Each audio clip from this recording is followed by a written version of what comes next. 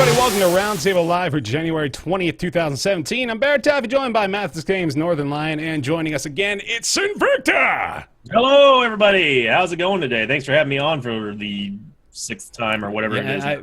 This is like, you're an honorary member now. You've reached the threshold. We don't have to call you a guest anymore. You're now a member of the Roundtable. Congratulations. Hey, you know what? I'll take it. That's the best praise I've gotten in the last 20 years, Bear. You don't get any of the money that we get. No, don't ask for that. Well, thanks for letting me know now, Matt. See, Malf started asking for money, and you don't see his ass around these parts anymore, do you? That's what happens. We're sending your cut straight to Nick's Shillelagh fund. You know what? I'll take it. I'll take it. We do got to say bon voyage. We have already said bon voyage to Nick. He's going to be spending the next couple of shows in Ireland, so we wish him well. Hope he enjoys his time over there. I did have to, like, every time I introduce you, I feel like I've got to add that little bit of metal umph to it, you know, like, Sinvicta, yeah. You got to give the old Hetfield, yeah! Yeah! I like that. Mm-hmm.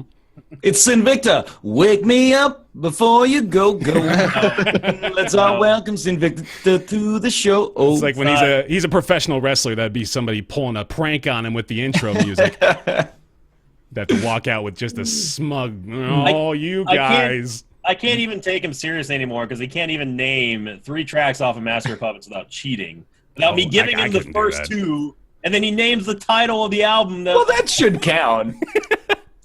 Wait, I'm just going to name Metallica tracks. Let me know if I'm right here. We're going to go with Ride the Lightning.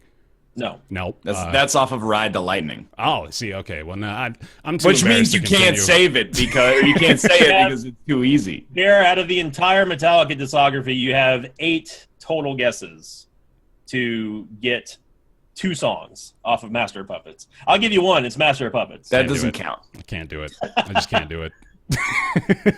I am going to make you guys guess, though. I don't want to put myself under that pressure, but we're going to start off the show guessing about the 2016 top 10 best-selling games, which is just a slightly different conversation from 2016's nominees for Best Games of the Year, which is just a slightly different conversation from the previous discussion about the 2016 Games of the Year. I promise, though, there's a different name. We're also going to talk about TB being an announcer in Starcraft 2. That's pretty fantastic. Mr. TotalBiscuit got himself in there. That's pretty awesome. Playdead has some less awesome stuff going on. The development team behind Limbo and Inside experiencing a little bit of internal struggle and also promoting a new game meanwhile. So there's a couple of interesting stories there too. Ubisoft acquires the DJ Hero developer FreeStyle Games. Really interesting tidbit there, along with Path of Exile coming to the Xbox One. And Long War 2 and HoPiKo. A couple of games we're going to be discussing on this week's show. But let's start off, as I mentioned, with 2016's top-selling games. Most copies sold. If this was a BuzzFeed article, I would title it "Number 1 Will Shock You," because I gotta start using those titles from my top 10 list on my other channel. Mm-hmm. Is it the 4 strategy gaming too much, Bear? Are they the best-selling games on Steam or the best-selling games? This is across consoles, across PC. This is basically counting everything. I think it also includes digital sales. So this is the whole kit and caboodle. And we got to get 10. Yep, you got 10 here. Uncharted 4: A Thief's End. Not there. What? Whoa, I know. What? Okay. This whole list is full of those reactions. Not there.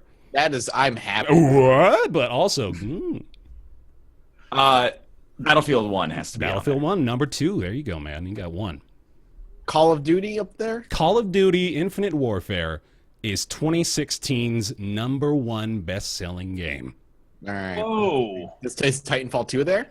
Titanfall 2 is not on the top 10, and I'm pretty disappointed by that. Yeah, I'm upset. I'm not surprised, but also not. Are you guys not? Hold on, I want to double back a second.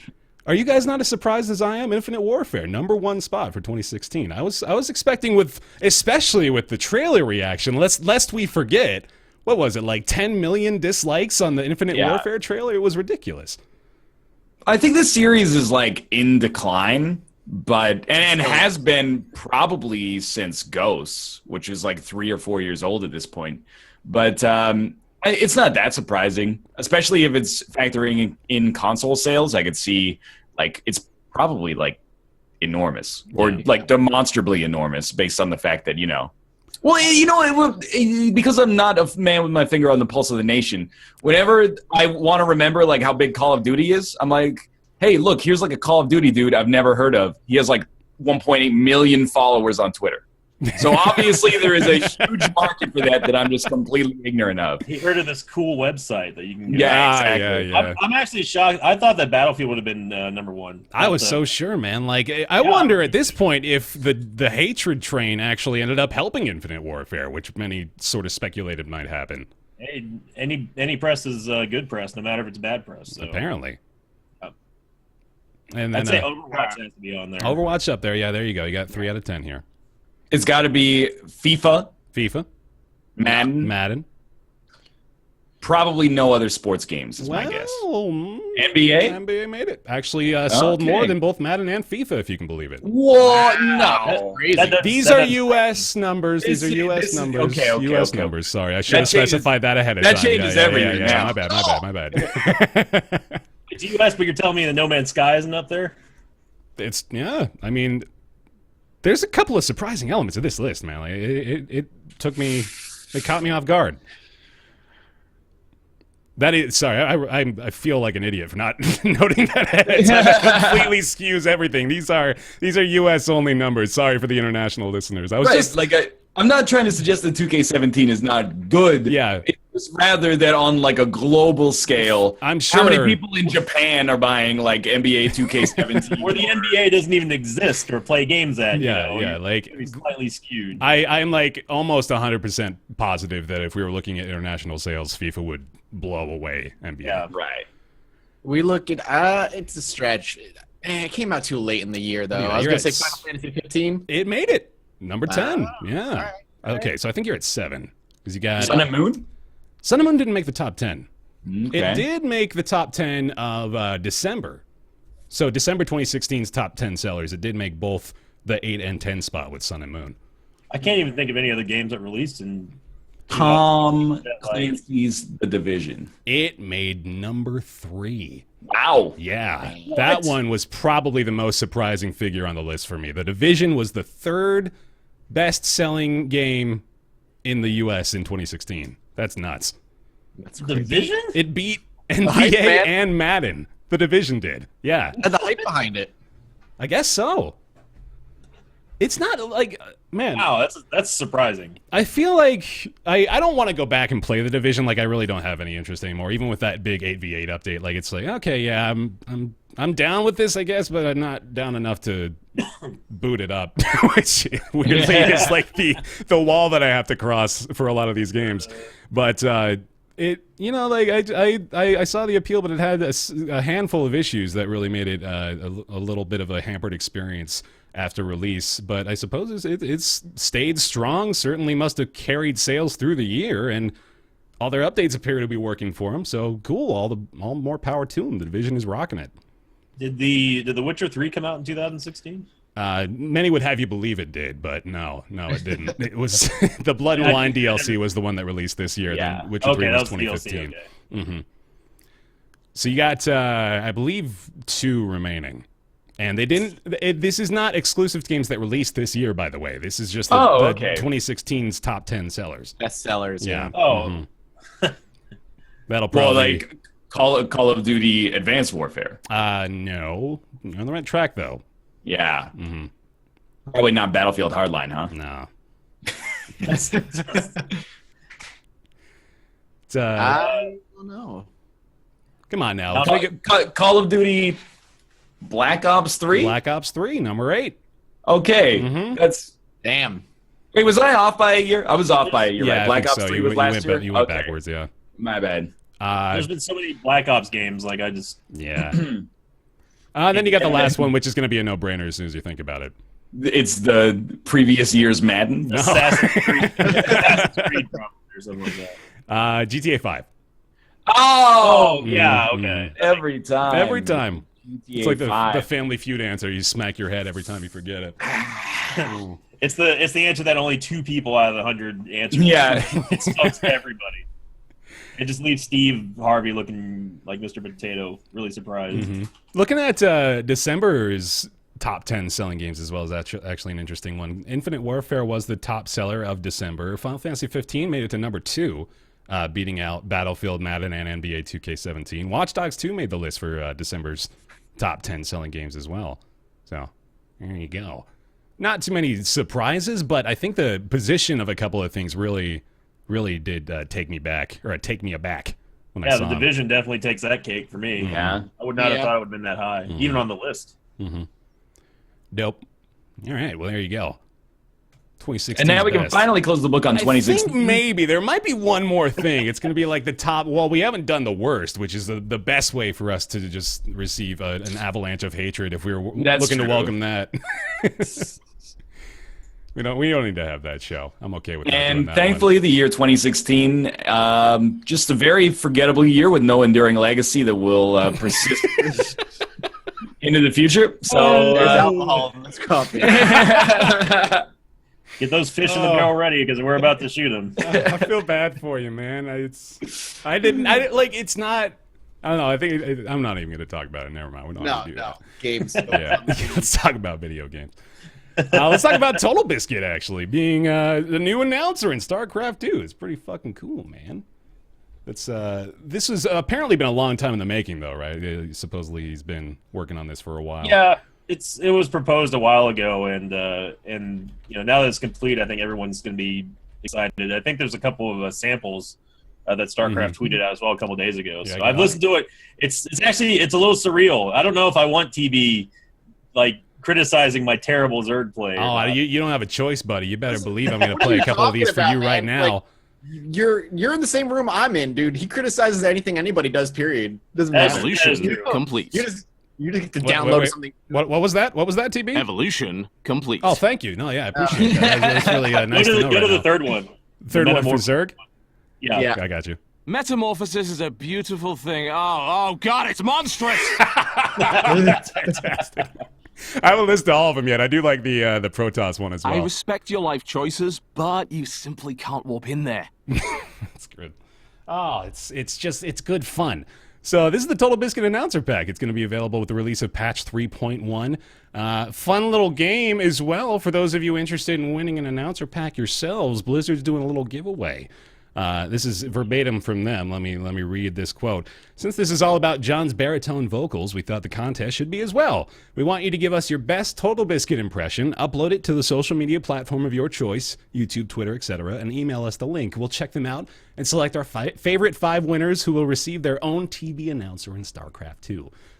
Now, this is their recommendation. Keep in mind, there's much more to it than just the accent. There's the gestures, the mannerisms, the props. Whatever you can to add on. Oh, God, the props. It's going to be good. I'm looking forward to this. So is this it's like a microtransaction, basically? Yeah. The announcer packs are. Think of it like a Dota 2 announcer pack, except it's for StarCraft. Okay, yeah. Everybody, by the way, everybody is getting back into Dota 2, and it's horrifying me. And Is that the case now? Oh, God. Everybody's it's like Sam is back into it. Like JP pulled Sam back into it. Day9 is getting coached by Purge now. Yeah, everybody's moving into the Dota 2 scene now. And I'm like, not gonna do it. I uninstalled it 3 weeks ago, man. I don't want to. When did they shift everything to Source 2? Was that recent or was that a while ago now? Recent-ish, like a year, maybe early 2016. It was all shifted. So I'm wondering if that's what's driving people back to it at this point, or if it's 7.0 is what's driving people back. Oh yeah, okay. Yeah. That's Big update. It was the new game update, which is basically made it Dota 3. Why would you play, 1,000 games for an hour each, when you could play one game for 1,000 hours? Isaac? Yeah. You know what? That's a good point. We're all 100% guilty of that. Glass houses and all that. Hey, man, I'm not going to judge at all. We've got a story about Sinvicta's favorite game he's poured 1,000 hours into coming up in a few. Yeah. I really I respect Dota the same way that you respect a game like chess or basketball or Go or something like that. But I don't put Dota is not a video game to me. When I think of I could either do Dota or do something else. I'm not I could play Dota or play Isaac. To me, it's I could either play Dota or learn Spanish. I could play Dota or get fit. Those are the options. That Dota is such a time balloon that it takes up a chunk of your life. That if you devoted that to something else, would give you maybe not as much entertainment, but would give you perhaps some progress in a You forward can't direction. take hours spent in a video game and compare it to hours. Don't what you do it, did. man. No. I think you can't in most cases, but take it from someone who got swallowed up by Dota. It sucks up the time. If you spend 4 hours a day, which is somewhat modest, playing Dota, and I'm not saying you shouldn't be able to do that. That's your choice. I'm not judging you.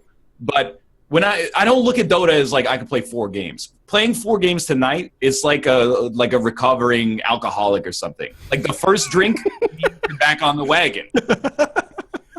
It swallows up everything, man.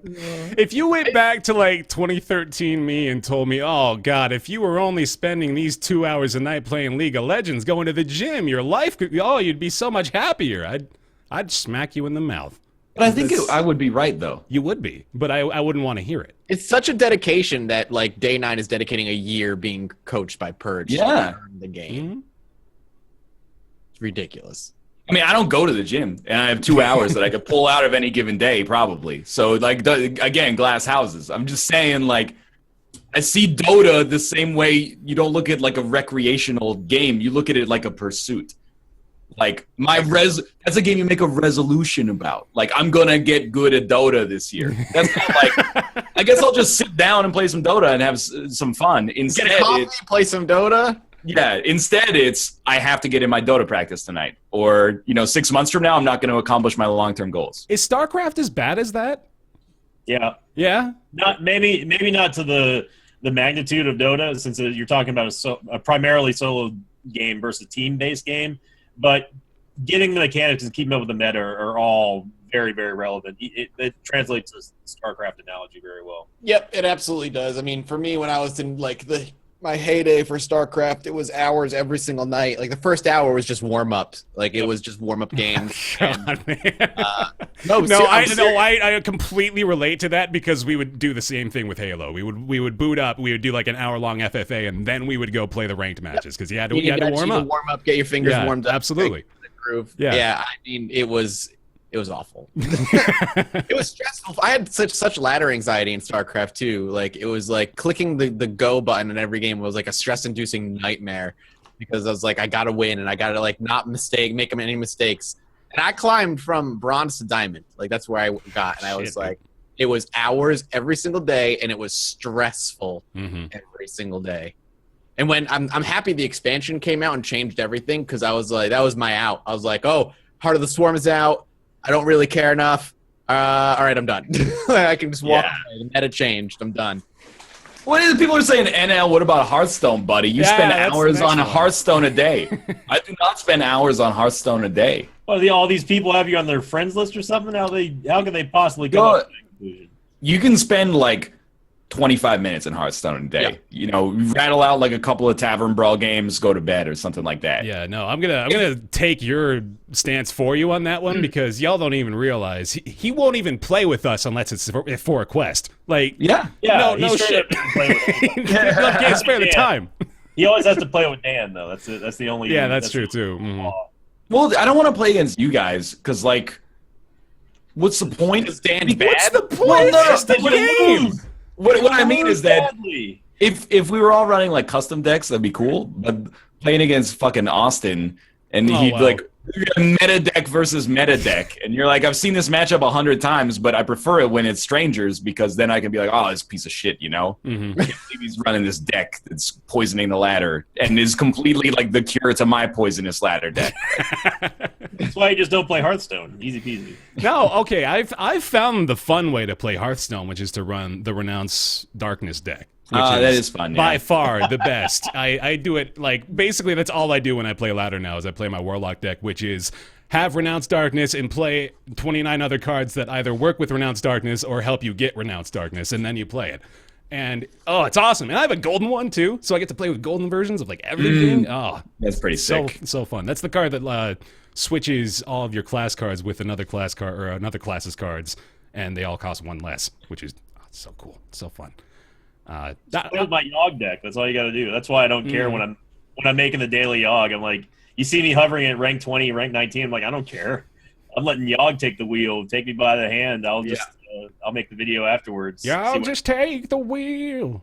There you go. In freaking Magic, like if you go to Friday Night Magic, you're going to queue up against meta decks, like round 1, round 2. Right. You get to round 3, you get like some person that's only played the game for like, 2 months, and they put together like a cool deck with a gimmick that doesn't really pop off most of the time. And, that's fun. When you're ranked 19, 20 in Hearthstone, even now, like 2/3 of the way through the ladder season. Net decking. Yeah, Reno Mage versus Reno Mage. Reno Mage versus Reno Priest. Reno Mage versus Reno Mage. Like, I really hated Reno when he came out, and I still don't like the card. Does he really ever rotate out? He'll rotate out, right? yeah, Well, this like April. But there was some whispering and rumors that Blizzard actually likes what he and Emperor Theruzian bring to the table, to where like they may keep them as standard. This is 100% rumor, by the way. But I saw multiple people mentioning that on a couple of different websites. They're like, Blizzard likes the fact that you have this sort of anti-meta, because right now it's almost always been aggro meta in Hearthstone. And the one way to kill that is with Reno comboing with like, Braun and then Emperor. So I personally would be happy to see Reno go away just for some more variety, but I also don't care about Hearthstone. As don't a lot of our viewers, I understand. So let me reel that back in real quick.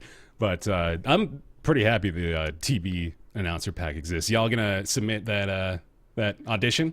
Get that contest entry going? Can't wait to see your submission. How much is the voice pack? Is the voice pack like $1,000? I think it's like $999, yeah, something like that. Okay, so. yeah, then maybe. I don't actually know. Let me. Do you know, Sin, how much those announcer packs are, or Mathis? No, not off the top of my head. I could probably look it up for you, but no. I won't submit a guess, but that'll be available. It's going to cost more than one Hearthstone pack. Let's put it that way. Okay, I believe that. There you go. That's a good unit of measurement for it. I don't also. Oh wait, there you go. It's they're stopping accepting submissions January 26th, but I think it's going to be. Well, the patch is going to come out next week or something. So there you go. Yep. Let's go to Playdead. So this is popping up on NeoGAF this week via Danish financial newspaper Borsen. I'm sure I mispronounced that. But No, you nailed it. Oh, good. Wonderful. That's it right there. Apparently a bit of an in-house conflict has existed between the two co-founders of Playdead. If you're not familiar with the studio Playdead, they are the developers of Limbo and Inside, a game that we've talked about extensively, one of the best games of 2016 in a lot of people's opinions. And the co-founders are apparently at odds with one another. I don't want to go too in-depth about it, but suffice to say, there is a difference of opinion between who really owns the IPs and who owns the games themselves. Looks like after a lot of consideration, one of the it was Dino Patti was the co-founder who was bought out by his friend and colleague. Sorry, I'm gonna miss the name here. Arndt Jensen, I believe, was the one that bought him out. It was to the tune of 50 million DKK or 7.2 million US dollars for 49% of the company, which that point in particular has actually raised a lot of speculation. You really got to wonder, is that the value of Playdead at 49% of that company, 7.2 million? I'd think it'd probably be a little bit higher than that, wouldn't you? I don't know. That's pretty good. Like, considering that they've existed for like almost 10 years and they put out 2 games, it's pretty good. But, I mean, both of those games obviously sold quite well. Well, like a point that was... Sorry, go ahead. No, yeah, you go ahead. A point that was made in the thread was that Limbo itself made like $7.5 million just on Xbox Live in its first year. Yeah. So like that alone, it makes up for a lot of it. You got the Limbo iOS release as well, which probably just printed money. That's what I was going to say, is that I'm not saying Inside did poorly, because I don't think that that's true, but it came out, Limbo came out on Xbox Live Arcade when it was still like, hey, here's like, one indie game a month, but it's also awesome, right? And there's no competition. So I think that I would not be surprised if Limbo made more money, and it's been around at like Humble Bundles and sold on Steam for like 7 years. So it wouldn't surprise me. Well, yeah, it's, the actual financial value aside, it sounds like this was a pretty ugly split. Unfortunately, when Dino was questioned about it, he said it feels like divorcing your wife, and it feels very personal. So that's really unfortunate to hear. Like it's a very sad story for a studio that I had sort of put on a pedestal for the last few years. You know, it's just like these guys, they've got it together. They're doing their shit right. And now to hear, unfortunately, there's been this divide. It's kind of disappointing. But there's a little bit of an interesting silver lining, or maybe positive note coming out of it as well. Today, I think it was actually. Yeah, this came out this morning. There was a tweet promoting their new game, if you can believe it. And yeah, I look forward to playing Playdead's newest game in 2021. Right. When it comes out. But there it is. For those of you curious, you can also just go to twitter.com/playdead, and there will be the image there. This is, I mean, we're not going to spend too much time speculating about a picture, but it's got, kind of an Astroneer look to it is what I immediately got the vibe of, with that same sort of muted monochromatic color scheme that Limbo and Inside shared. So it'll be interesting, but yeah, should be good to see whether or not they'll be able to maintain their standard of quality now that 50% of the creative effort from the get-go is gone, or at least for the time being is gone. I have to do this. If we had offered predictions in like 2011 for what the plot of Inside would be, there's no chance we would have been right. The game takes a bit of a left turn towards the end. Yeah. However, I predict, just based on this shot, that I already have all of Playdead's new title figured out. Really? 100%. All right, here we go. So there's this spaceman. He's wearing a helmet and he's dragging something behind him. Let me make sure everybody's got the visual real quick while we're doing. You might as well put up the spoiler warning because this we got it. That's going to be his parachute that he landed in from the atmosphere after his space shuttle broke apart. But he's also going to use that to drag something around with him. Okay. Probably maybe some kind of sweet android that becomes personified and then we get attached to. Oh yeah.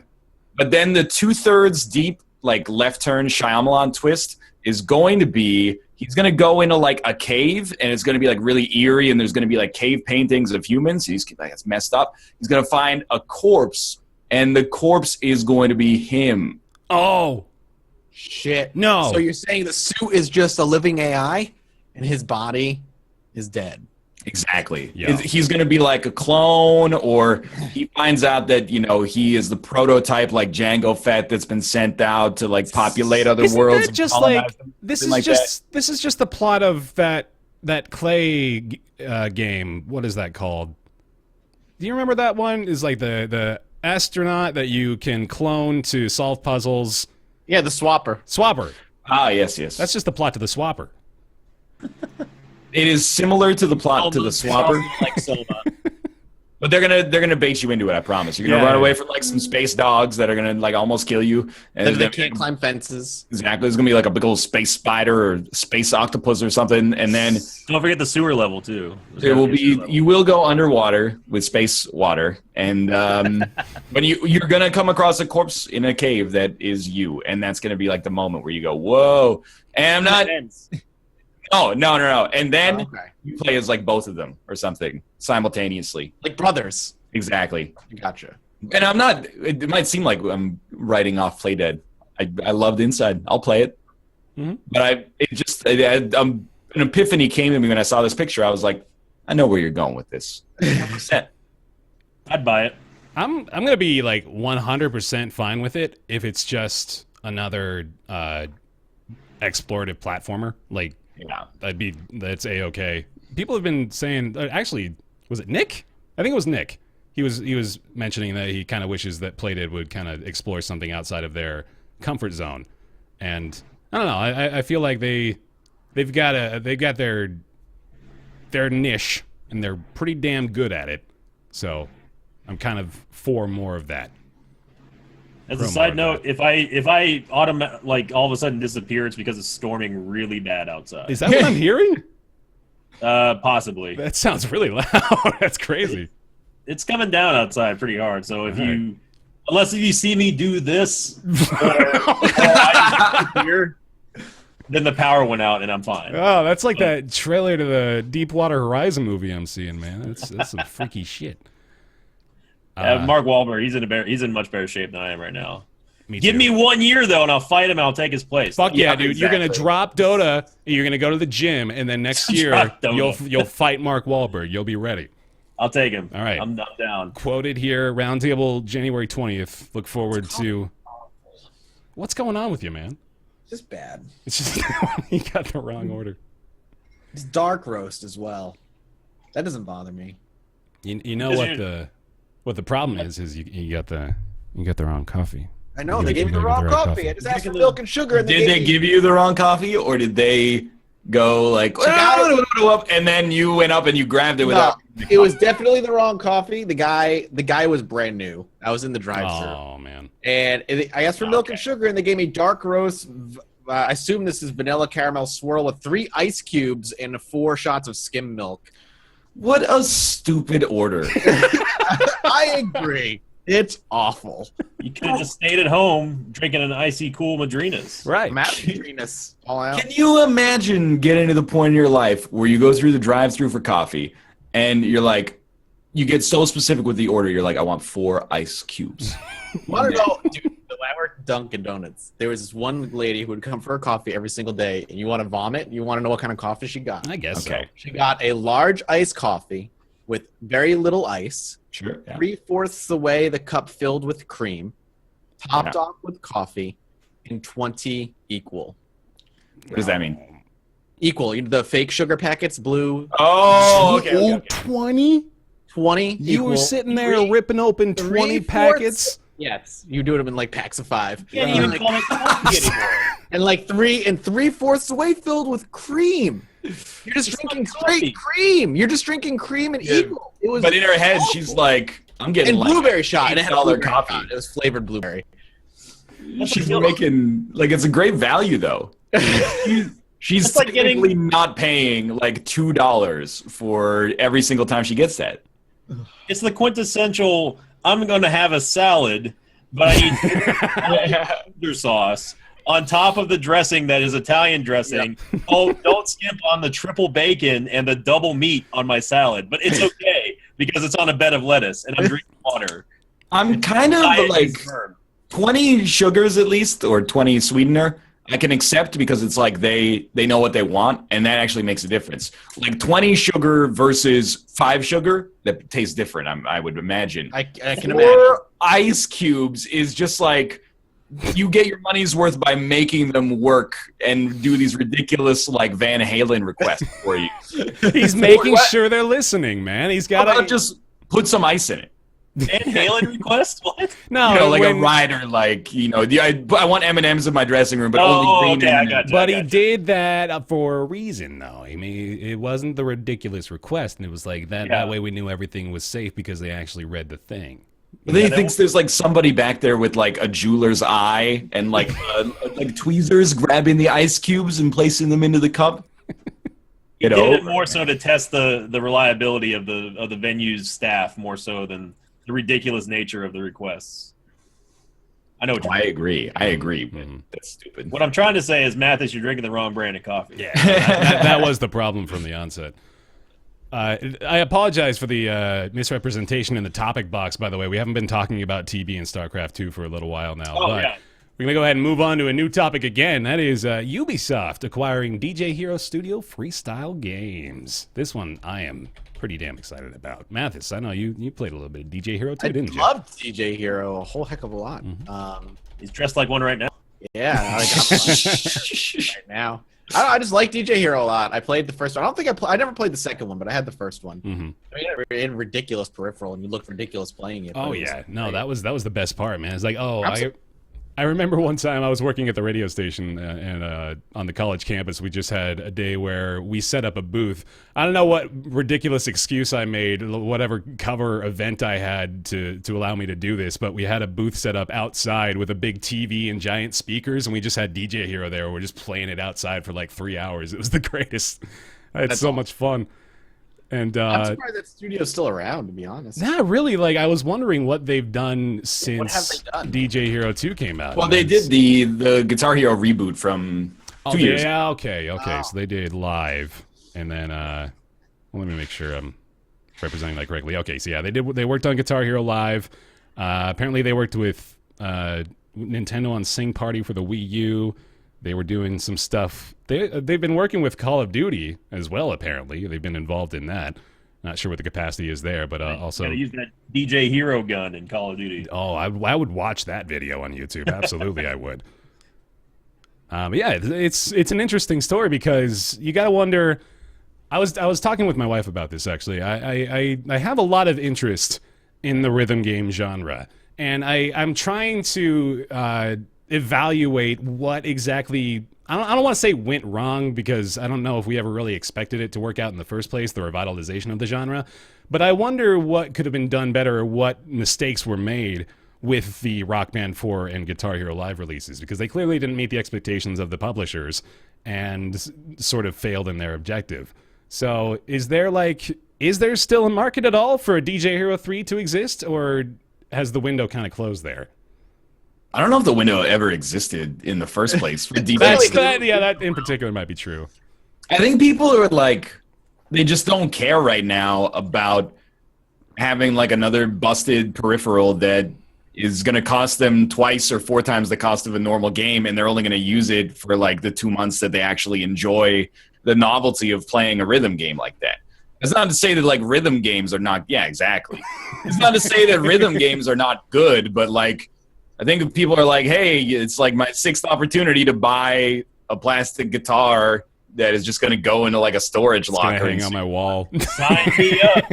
Yeah, and then Scott's gonna think This is a fucking decoration, man. It's not an instrument anymore. Like Rock Band 4 kind of, like, the track list was not very good. Yeah. But that, like, if you made the track list 4 times as good, does it sell more copies? Yeah, probably. Does it sell enough to, justify a Rock Band 5? Probably or not. justify the price of those songs.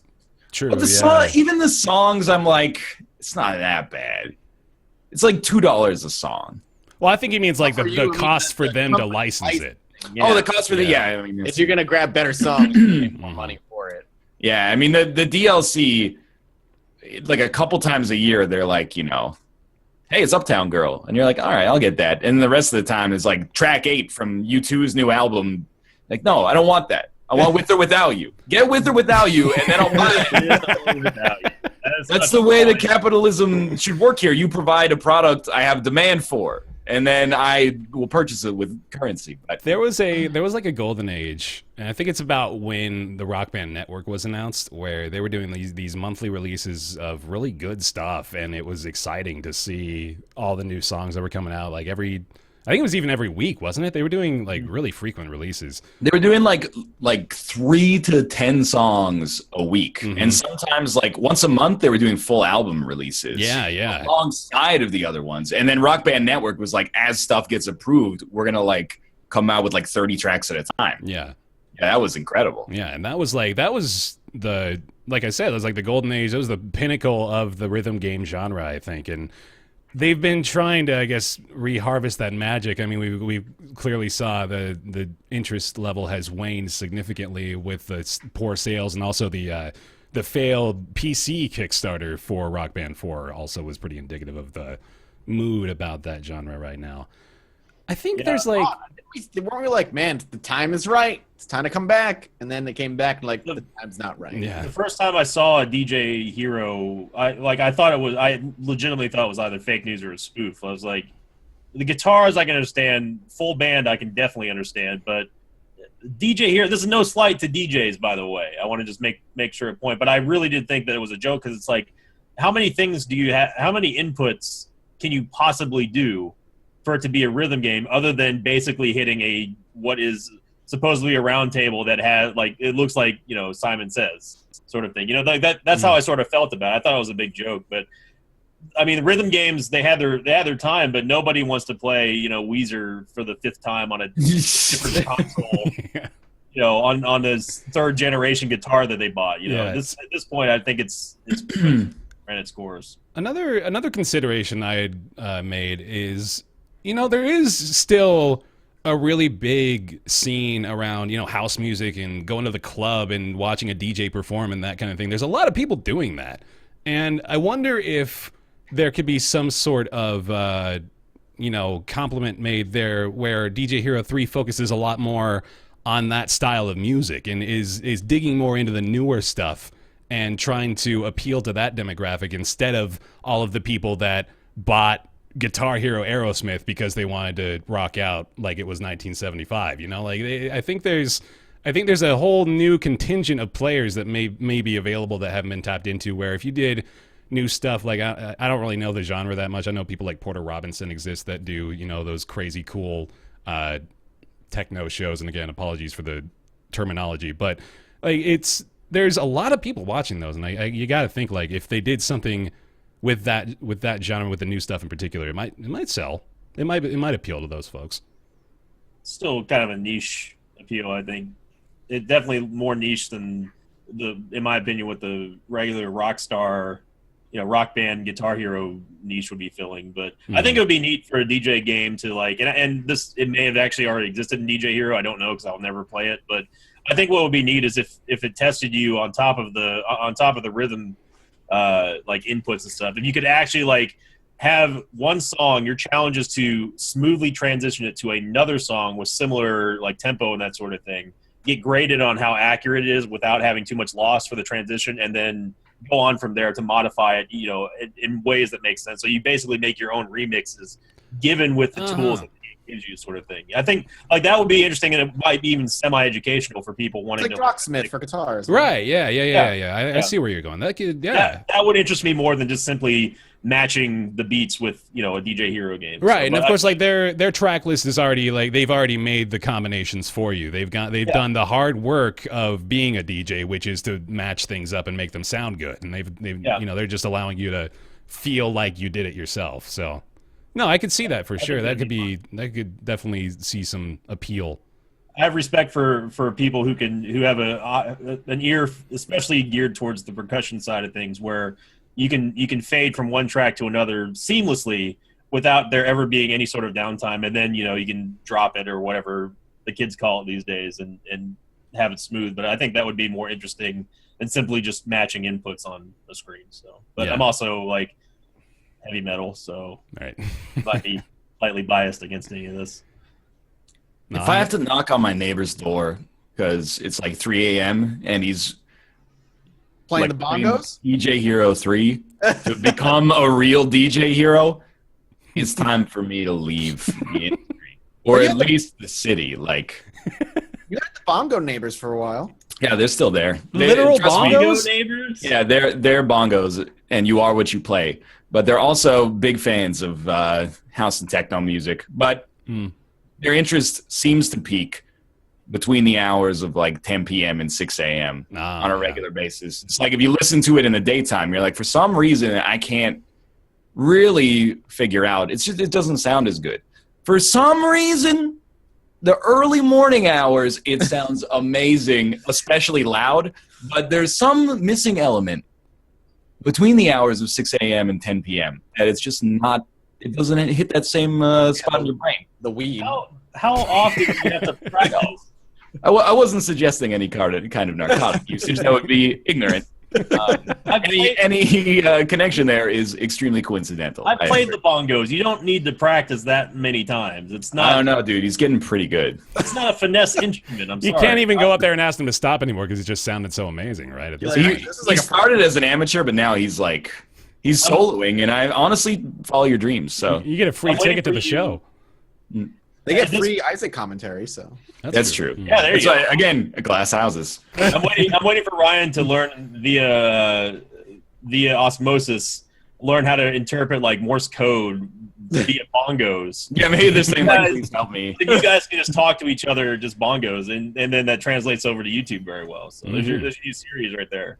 It's like living next to like, you know, Freddie Mercury or Steely Dan, Kenny G, or Kesha. It's like if you live next to a visionary, Yanni, you gotta Kesha in the same category. Like the same kind of performance, man. I had that neighbor too. There's that breed of people who don't seem to make the connection that if you can feel your music in your floor and walls, so can your connected neighbors. Yeah. So like you gotta be aware of that. I had to do Most people just don't care. I had to do the angry 2 a.m. door pound, man. That was my You want to see me put on an angry face. That's how you make me do it. I resent having to do it because then they open up the door and like it makes you feel like you're 900 years old. And then the music gets turned down and you hear people go, "Oh shit!" Yeah, someone knocked on the door. You're like, "It's 140 decibels." Of course, someone knocked on the door. And they have the fucking gall to be like, "Hey, what's up? What could you possibly be here for?" Yeah. Look at me like I'm crazy. Like I'm the one playing the bongos at 4 a.m. Get out of here. Bear can't hear his Rocket League. I'm sorry, man. I got to swing around in Windlands here if you wouldn't mind. I've got some business to take care of. You're taking me out of the vibe. I just lost my occultist, okay, neighbor? It was a terrible They don't roll. understand the pain, all right? They don't. I got Wayne June yelling at me, telling me about, overconfidence, yeah. A slow and insidious killer. You're sitting here with the bongo mambo over here. That was priority number one of not being connected to anyone else anymore. When they moved, that feels nice. Now I get to yell and scream and not have to feel guilty about it too. Well, we had we stay up pretty late, but on New Year's Eve night, which then was New Year's Eve morning, our across the hall neighbors were doing like karaoke at 3 or 4 a.m. and security came up and was like knocked on their door. So of course I was at my door listening to the conversation. Oh, naturally, yeah. and then just heard the dude be like, "Come on, dude, it's New Year's. Dude, come on, it's New Year's. It's 4 a.m. New Year's was 4 hours ago. I'll even give you a 2-hour window to have a good time, and then you can still party. I don't care. You just don't be so fucking loud. It's so inconsiderate. It's my birthday, man. Come on. Yeah, exactly. You gotta let me have some fun. You're naked on Fenway Park, sir. You gotta get off the field. No, come on. What a square. Both of you have been living long enough to be disconnected from people to now become the villain. It's eventually finally happened where you transition into becoming the villain. You're now that neighbor. Dude, if I gotta be that neighbor for I'm looking out for the rest of the building if I gotta be that neighbor. Dude, you're the neighbor everyone deserves, Bear. There's 10-year-olds on our floor. Like, I can wake up after 4 hours of sleep. All I got to do is play video games badly, right? But these 10-year-olds, if they get that little sleep on a regular basis, their brains are going to be like 30% smaller than they should be by the time they reach adulthood. Mm-hmm. It's worth it for, that's science. Singing Jesse's Girl, don't even know the words to Jesse's Girl. They just mumble their way through everything until the chorus and then shout, "Where can I find Jesse's Girl?" I don't know the words. You know the words? I don't know the words. That's a lot of thunder. What's verse 1, line 1 to Jesse's Girl? Well, that's you're begging the question because if I went to karaoke, I would never pick a song that I don't know the words to. Yeah, and then I'd be like, I only know the chorus. Oh shit. Meanwhile, 4 a.m. up against my wall recording the live bits for my fucking Judge Mathis. You get, man, yeah, that's our segment an hour from now. Are you recording the bits? Are you taking face shots to put on ridiculous thumbnails? Listen, that's a separate activity in and of itself. That's lucrative. And I've gotten so much use out of that GIF I made like 2 years ago. I know. Great. Nah, I look great in that picture. Mathis plays like 2 Honey Pop games. All of a sudden, everything he does is so sexualized. I can't believe it. I know. God. Look, you're blaming Dean for that one. Dean made that picture. That's why he's got the hood up. He just doesn't want to attract all of us. I mean, yeah. Oozing they with gotta the maintain the sexual draw.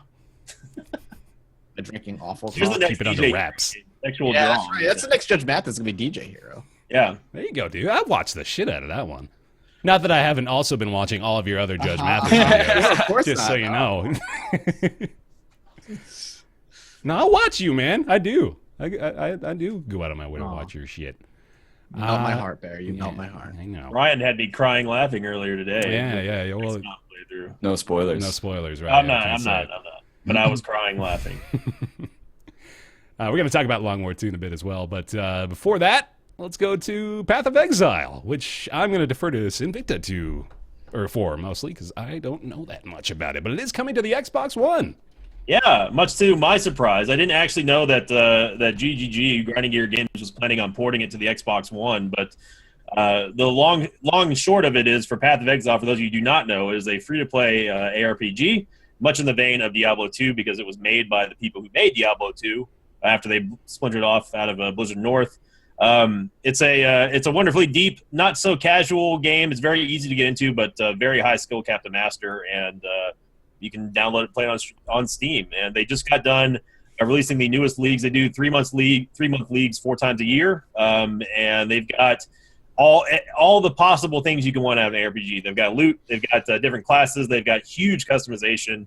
In the Ascendancy League, they introduced a new mechanic, which is basically like a in-game roguelike mini game within the game, which is pretty cool that you can take your characters through. And they've got like player housing, they've got all that kind of stuff. It's a wonderful game, and it is my top pick for ARPGs of all time. And that's coming from someone who played Diablo 2 for 11 years. Yeah, geez, no kidding. It's a great game, and I was surprised to hear that they're porting it over to Xbox One, because I'm not sure many people knew that it was actually possibly looking at being shipped over there.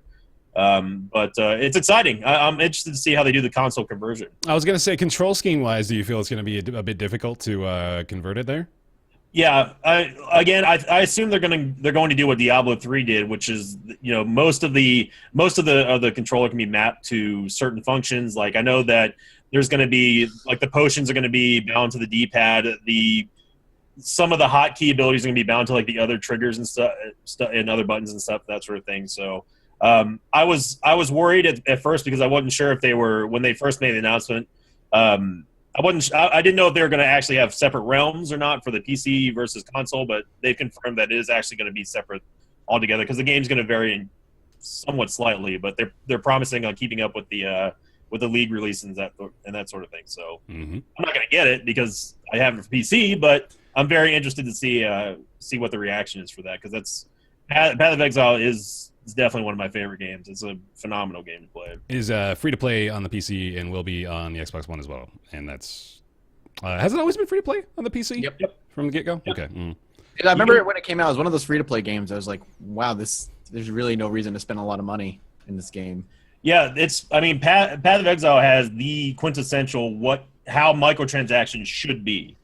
Most of them are in the past. Most of them have been mostly cosmetic, but with the only sort of pay-to-win feature being that you get like extra tabs for inventory space. But as the game has progressed, they've offered a little bit more pay-to-winny stuff. Like they've got like a currency tab, which just helps you. It just helps organize all the money that you get. And there's no gold in Path of Exile. It's all through crafting resources.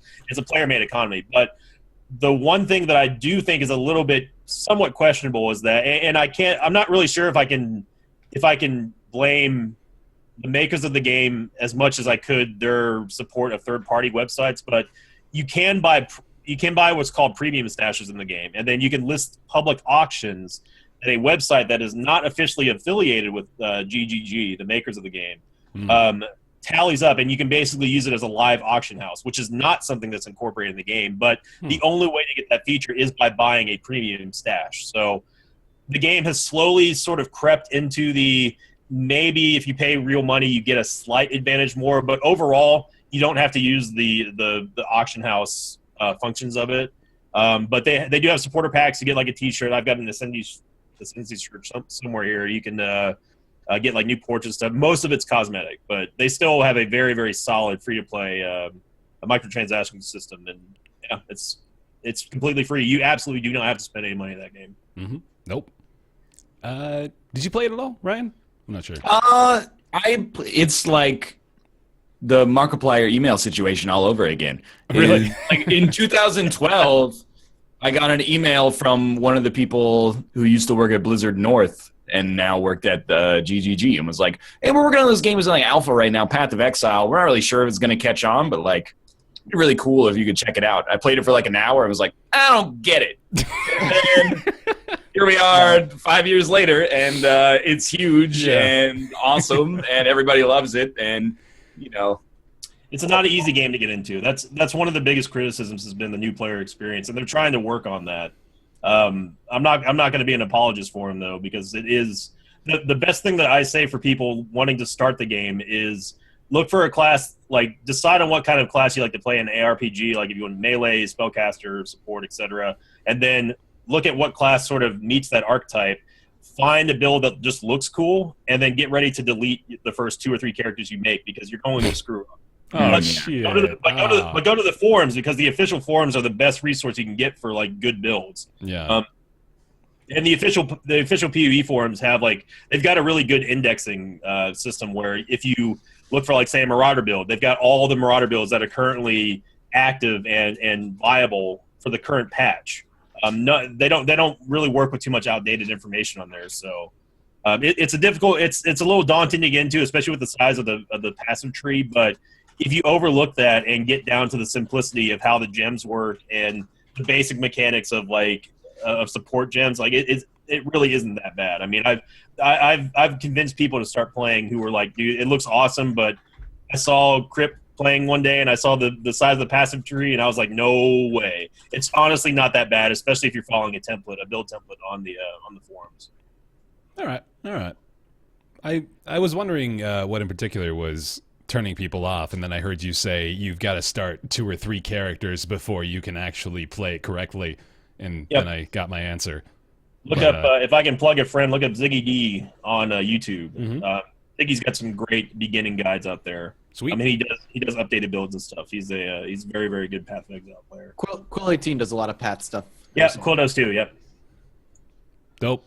All right, well, there you go. Path of Exile coming to Xbox One later this year. Will also be free to play, but you can play it on PC right now on Steam. You can also play right now on Steam for free the Long War 2 mod. Well, well, okay, you gotta, if you own XCOM 2, if you own the $60 game, that is the I was prerequisite taking to a it. drink there. You can't do that. $60 game. Well, what a unique coincidence, actually. XCOM 2 is part of the Humble monthly bundle where you can pick it up for $12, and then there's a bunch of other smatterings of games that will be announced later. But I know some of them. This is I am being paid by Humble to provide this. But in my own defense, it's a sick ass bundle. It's basically 20% of the original price for XCOM 2. Those bundles really have been we're a little we're not impartial, or not as impartial as we were anymore, but those bundles have been really good, the monthly ones. I've been pretty happy with those so far. I'm not subscribed to it, but if I were, I'd be pretty satisfied, I think, up to this point. You've got, I'm trying to find where the history was. You got December's you got the Escapists in there, you got... Ubisoft one was really good a couple months ago. Was that one of the monthly ones? I think it was, wasn't it? I think that might have just been a Ubisoft pack. Okay, I may have been mistaken. I'm referring to specifically their monthly subscription service, the Humble monthly bundle.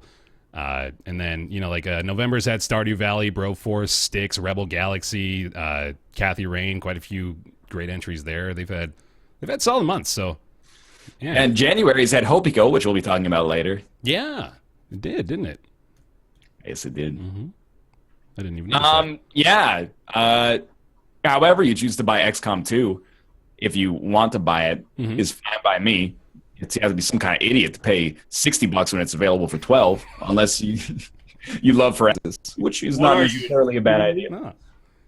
It just so helps, line my pockets as well. Either way, though, Long War 2 is, for those rarer amongst you who's probably not familiar with Long War 1, it was basically a total conversion mod for XCOM Enemy Within that took the game and just made the aliens have an outrageous advantage against you, and then also added another huge variety of customization and weapon add-ons and projects that you could work on, research that you can do, new classes and stuff like that. So Long War 2 is that, but for XCOM 2. So it basically just tilts the game drastically in favor of the enemies, and also extends the game by making your campaign completely starved of money, starved of intelligence. It's so hard for you to get a leg up on the enemies that gaining momentum takes forever, and you are expected, in XCOM 2, even if you play on the third level of difficulty, which I can't remember, it's veteran or something,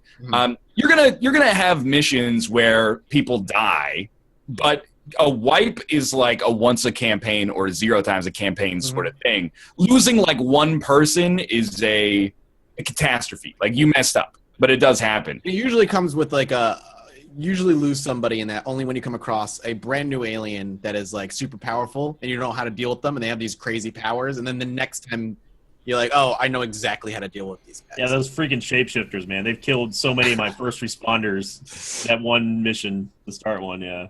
Long War 2 is like you will lose squads. Like you will expect to go out on a mission and have like a pretty good chance to lose people, but like losing squads is not outrageous. Shit. It also adds in like instead of having 4 or 5 classes, there's like 8 classes, and then instead of each of those classes having 2 paths that you can take, they have 3. So there's like drastically more ways to spec a character. And the way that in structure works is that there were like 5 classes with 2 different paths that you could take. Now each one of those paths from XCOM 2 is its own class that has like 3 customization options as well. Beyond that, missions have like an infiltration system, which is basically like if you send a smaller, more elite squad, there's like a ticker that ticks up when you send them out on a mission, and eventually they can like infiltrate and make the mission a lot easier. You can get the rewards without having to go through as much resistance. But you could also like you could send out a squad of like 10 units if you wanted to, and just try to shock and awe them. But yeah, it's great and impossible. Basically, is how it's been so far. So as someone who I enjoyed XCOM way after it came out, and I liked XCOM 2, but I didn't play it all the way through. What would be the motivation for me to want to put myself through this hell that is Long War? I kind of look at it as like Darkest Dungeon. Like, why would you ever want to do like the Pitch Black mod or something like that? It's really just you like the game so much you want like an extreme difficulty is pretty much how it goes. Like, we both Mathis and I played XCOM 2, I think on the 3rd difficulty level. Because we have XCOM experience, and it was challenging, but it struck like a pretty good balance. For Long War 2, I went down to normal, which is like basically easy mode if you know what you're doing in vanilla, and it's impossible. Like it's actually hell. So it's really if you like XCOM, but you're like, I don't want to play through another campaign without an excuse. Long War 2 gives you like a definitive excuse to do it for sure. I'm excited to dive back in, but I know, like, playing through XCOM 2 for YouTube was like a 42 episode. Yeah. This is like, if I want to beat it, is probably going to be 60 or more. And I know that's double that. maybe 600. Yeah. Yeah. So like for me, I'm like, I want to play it. I just don't know if I want to do it now because I'm just going to die over and over and over again.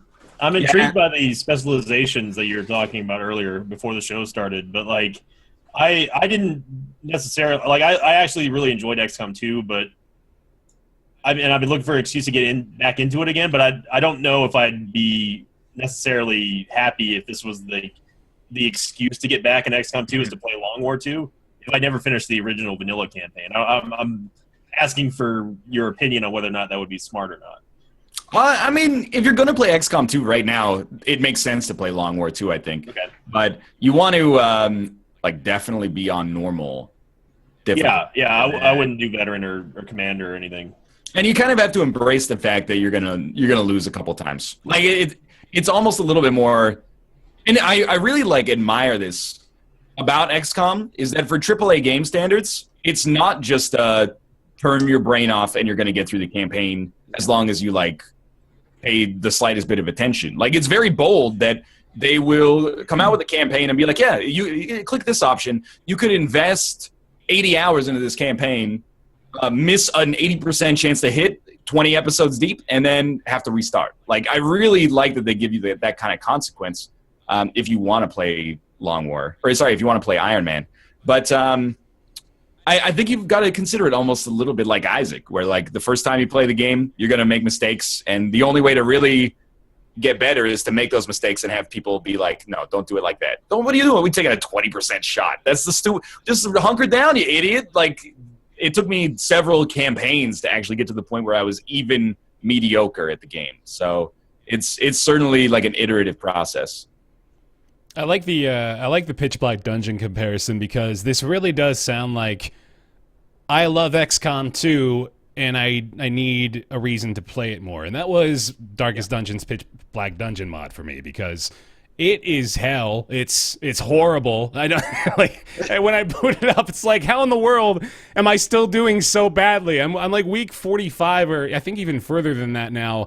And I'm still every single week is just a desperate crawl to progress.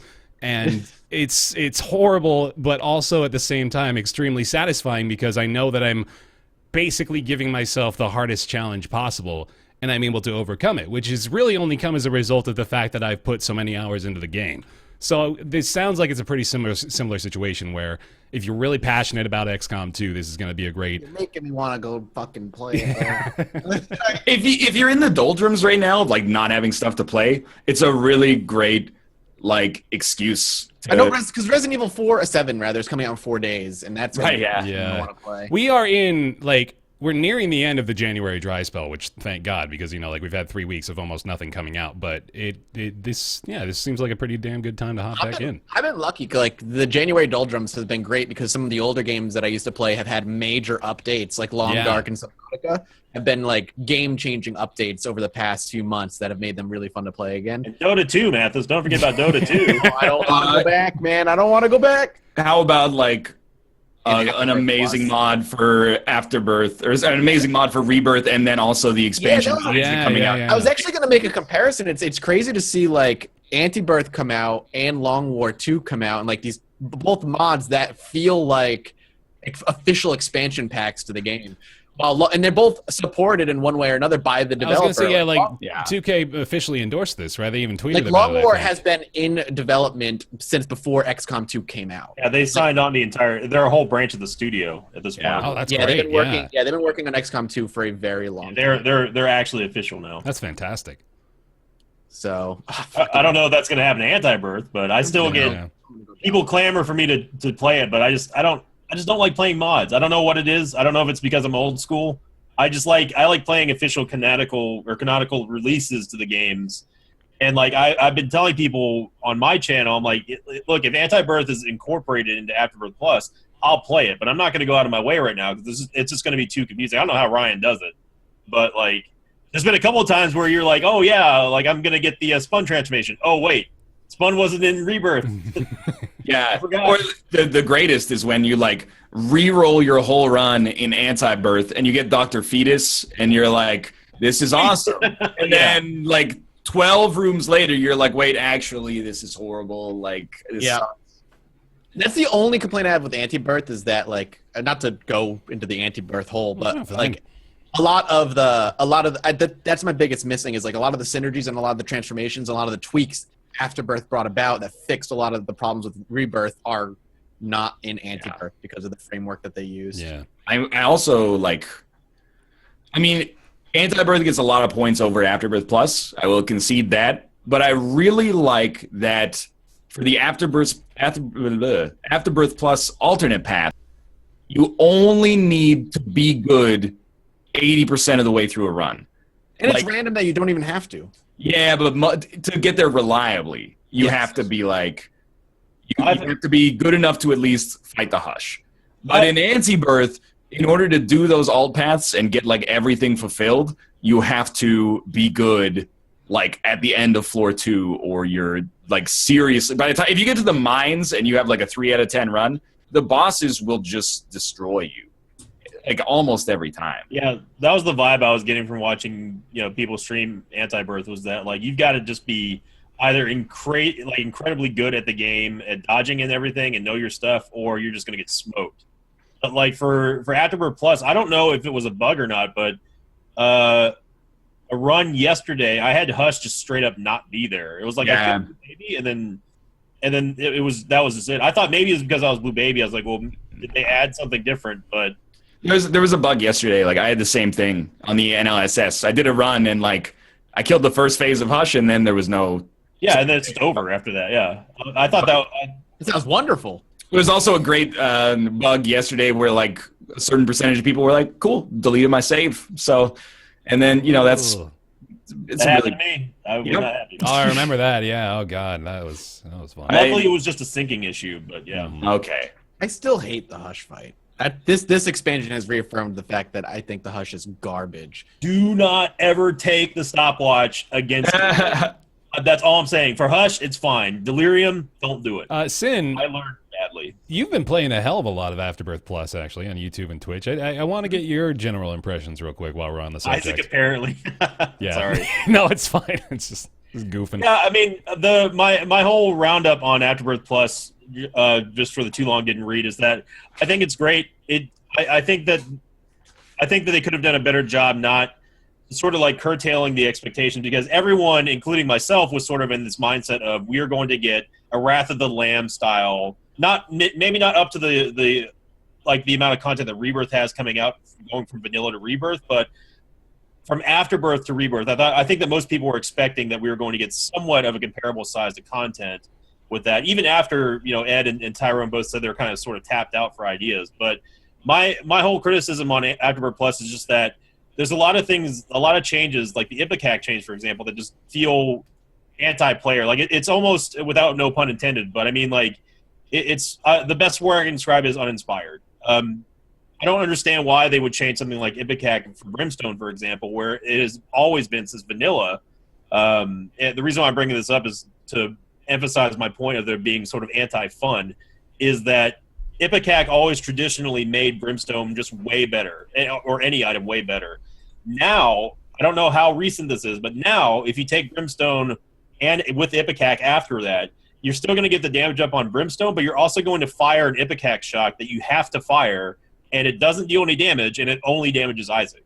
Mm-hmm. And it's not just Brimstone that does that. So they've made some changes. It's almost like they've retconned changes that don't make really a whole lot of sense. And they're just trying to sort of put like this was way too fun.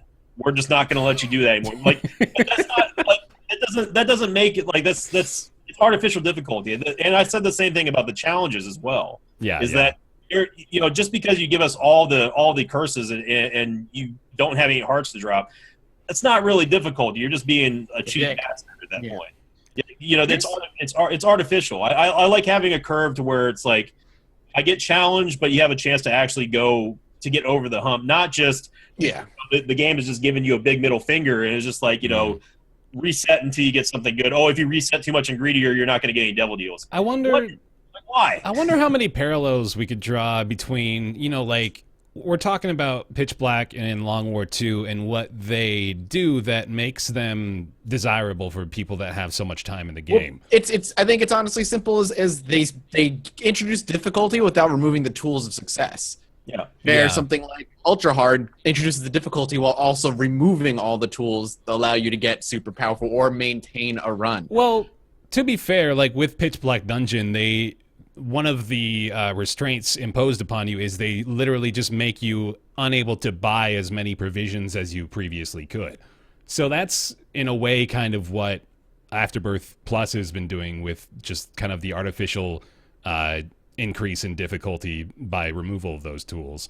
But at the same time, I feel it works a little bit better in Darkest Dungeon's case.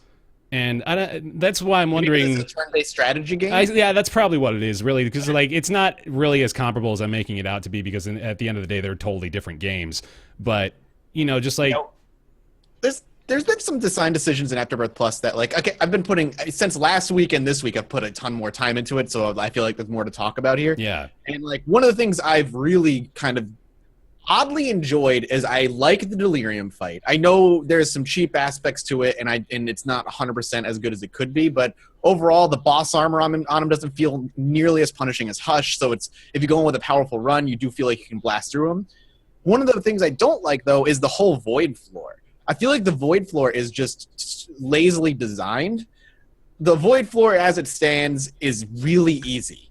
Because all it is just random floors from all aspects of the game. You could walk into one room and it's a basement floor with easy-ass enemies. You walk into the next room and it's a chest floor where it's a normal chest room, and you should be powerful enough to take care of that particular room anyway. So most of the time, actually, you're getting rooms that are way too easy for you. So the Void floor feels like a cakewalk, and then Delirium feels relatively fair, if a little cheap, with his bullet hellishness. What I would have loved them to see them do would be the Void floor would have been its own thing, where it's like its own custom palette for the floor itself, and every room would pull from a random assortment of different enemies from different floors and like fill the room up, not fill it up, but make it a more difficult room that way.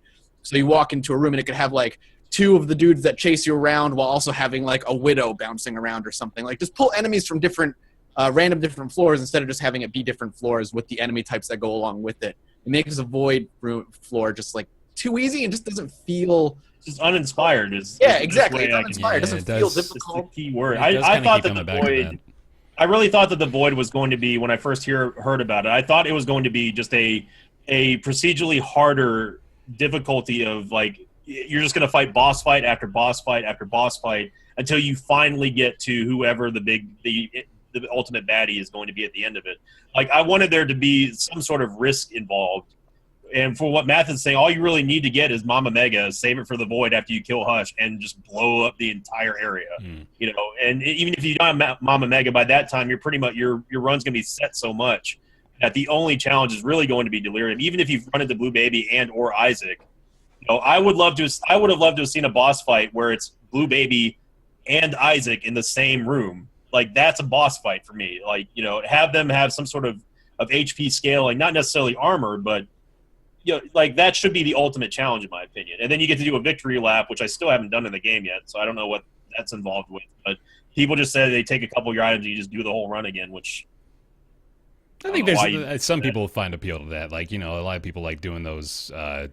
What was it, the basement seed, where you just loop the first Yeah, but level over and over and people over? didn't do that because it was fun though. People did that because No? it was just- funny. I did it. Yeah, eventually you it just was get fun. Eventually you just get too strong and it never ends. Yeah, so you hit a point where you're like, well, I just walk into every room, every enemy dies, then I fight the boss, pick up an item, and go down to the same floor. Yeah.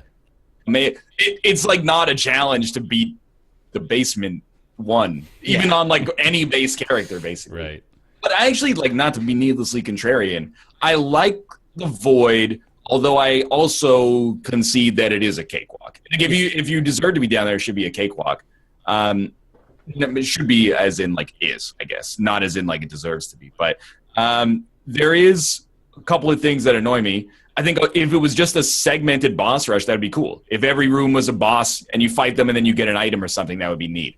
But also, I don't understand why you would have every room pull a unique room from a different floor, but not have it behave like the floor does. Like if you get a chest on a room that's taken from the chest or the dark room, the chest should have an item in it. yeah, In my opinion, at least. it doesn't inherit any of the palette that it's borrowing from. It's Exactly. just the skin and that's it. I mean, It's a minor complaint, but it's like inconsistent. And then the only strategy that you have on the void floor most of the time is, unless you're like crazy strong, you want to fight every boss that's not Delirium before you fight Delirium so you can get items. Yeah. And like, apart from that, it's kind of like it's easy. also a crapshoot. It's luck, yeah. Like every boss fight, you have like a dwindling chance to not find Delirium. Sometimes you just get lucky and you go to like 10 boss fights and get good items. Sometimes, you know, yada yada. I've noticed 90% of the time Delirium's room is off on its own. So if you see one boss room, it's adjacent to another, it's usually not.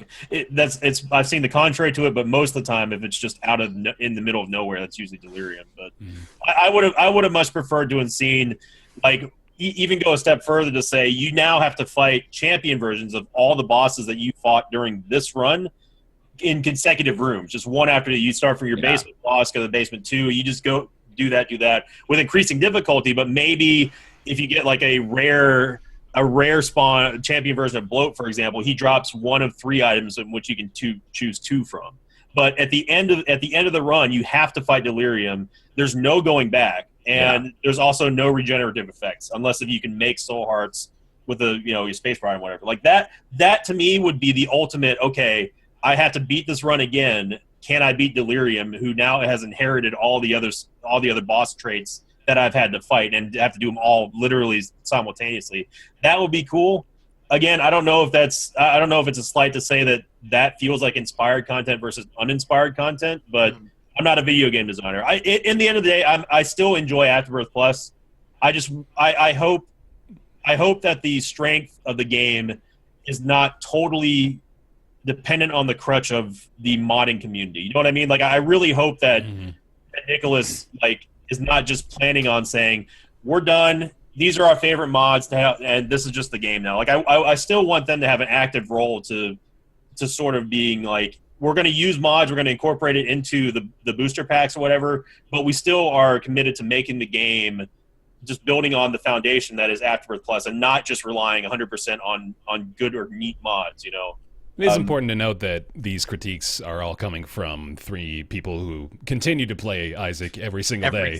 Yeah, every day I play Isaac. It's a staple, man. The more you play it, the more you love it. The more Yeah, you're yeah. gonna look at like the little things that could make it better. Absolutely. There's one decision that still baffles me, and that's like I don't think the void floor should be tied to the hush fight plus random percentages. Like why random percentages on the boss fights after Mom? I thought Void was gonna be after Blue Baby and or Lamb. That's my opinion. That's Is what what everyone it should thought, be. yeah. Is just add the void as an add-on floor after the chest or after the dark room. Instead, it sucks ass to be like, I have a run that got great, but it only got great 27 minutes in.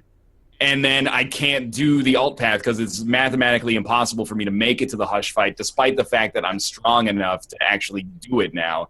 And that's one part, is like, why tie it to something that gets closed? The second part is, why have the random percentage chance to get teleported to the void after Mom, Womb 1, Mom's Heart, Cathedral, and/or Shoal, and the final bosses? No one's going to want to do that. I mean, you want to wait till you're as strong as possible, sort of thing, you know? Yeah, I mean, and it's an inelegant design decision because it's not even a flat percentage that you can remember. It's like 10% on the Mom fight, 15% on the Womb 1, 20% on the Womb 2, 5% on the Cathedral. Like, it's just, it's almost, without being too offensive, I suppose, it's almost mind-boggling why you would be like, well, okay, let's do like a 20% chance to teleport you. And then somebody said, why would we do a 20% chance? Why don't we seemingly arbitrarily adjust the percentages on every floor just to what? I don't understand why you would do that. But someone pointed out in chat, you know, you're saying you hate Hush, but what veteran players, including myself, have been asking for is,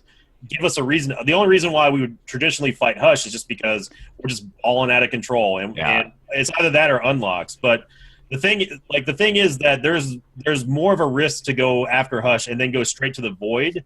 You're endangering yourself not getting as many items as you normally would have gotten from going straight from Mom's Heart to the Cathedral and then definitely to the chest.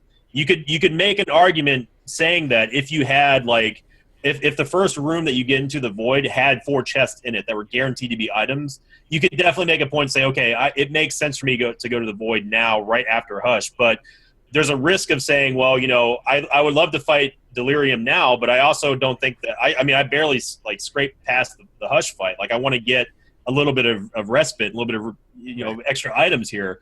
So can I go up to the chest like normal and then fight Hush, or then fight you know, go into the void? You can try, but it's based on a percentage scale. So it's like, I don't know. This is also coming from someone. I hate the fact that Mega Satan is gated on angel deals. I do like the fact that you can get them now in the sack rooms, but even that is a little bit too laborious, especially if you're playing a character and trying to do unlocks. This also is probably coming from a place that the fact that I just hate doing achievements. I hate doing unlocks per game. But I think you might be unique in that. I don't know. I would prefer just let me fight the bosses that I want to. Don't give me everything. I'm saying, you know, make me work for it. Sure. But like, I had a Lazarus run on the channel earlier this week where I was really, really aiming. I was like, this is gonna be the final Lazarus run. Like, I'm just gonna get it done with now. I barely missed Hush, and I was like, okay, well now, you know, and I got beefed up in the chest. I'm like, I have to either pray now that either I get a void portal after I beat Blue Baby, or God forbid I get Dad's key or a get out of jail free card to get one more shot at going to the place that I actually want to go to. Yeah, it's for me, it feels needlessly gating to a point, and to say that I need to do this to unlock an item in the game that I know I'm going to need is a little bit annoying. It feels like how I describe it, it's almost like a chore in a way. But I still, all that being said, I still like the game. I love Isaac. There's no other games that I play outside of maybe 1 or 2 that I adore as much as I love playing Isaac. And I'm excited for the future. I hope that they add more stuff to it than just regular mods, though.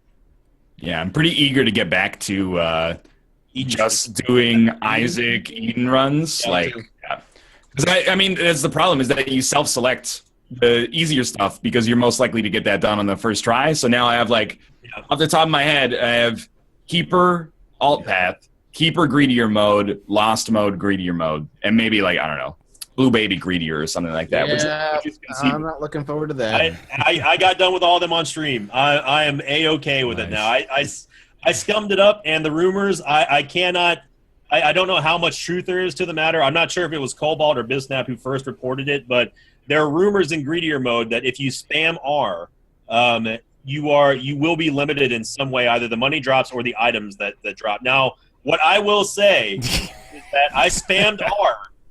I got the magic mush starts, the mom's knife starts, but every single devil deal that I did that in had no items. It was either 2 red chests or 2 runes, and that's it. So I don't know how much of that is true. I don't know if that's an actual thing or just a weird coincidence, but comparatively speaking, for the runs that I held R and restart scum versus the ones that I started with growth hormones, let me just see how far I can get.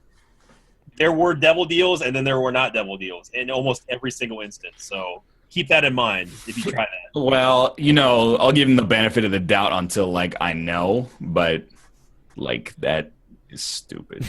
if that ends up being by design, that is I've got hours and hours of footage showing the it blows my mind that there's this weird development mentality with Nicholas of fucking the player for trying to just play their way. Yeah. If I want to hit R a bunch to get a good run, fucking let me hit R a bunch. Why punish me? They also had to, if they did do. Okay, you know what? I actually don't want to go any further into it because I'm having to preface it with if they did do this, which makes me realize that that's not really a good route to go down. But until we know, anyway, and then we can talk about it more. Call it growing pains. We're still in early stages. Long War 2 is out now. Also frustrating, and probably 3 weeks from now we'll talk about this on the show and we'll share stories about how we got completely unfairly screwed and bad game design, blah blah. But for now, it's a really good reason to go back to XCOM 2. Mm-hmm. Sweet. I'll play it. Yeah. No, I appreciate that impromptu Afterbirth Plus conversation as well, though. Sorry. No, it's all good. It's had time to breathe. It's got time to breathe now, so it's worth talking about. Yeah, definitely. I think. Also worth talking about, sorry to cut you off again, Sinvicta, is HoPiKo. Again, came out a couple of weeks ago. It's an intense speedrun platformer. Best description I've got for it is a mix between Super Meat Boy and 10-Second Ninja, if you play those two. I suck at it, so. I do too. I got to tell you that much. It's tough. It's tough to get into. So the control scheme is really simple. You've got your right analog stick that you aim with and use to jump into platforms or cannons or the like. And then you've got your right bumper, which also does the same thing but just shoots you straight forward. So you want to use that one to be a little bit quicker about it. But generally speaking, it's just moving the analog stick and shooting your character in that direction. Very simple.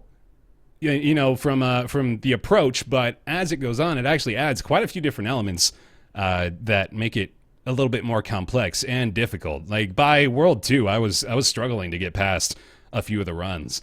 I do like the way that they structure it, though, where that's the there we go.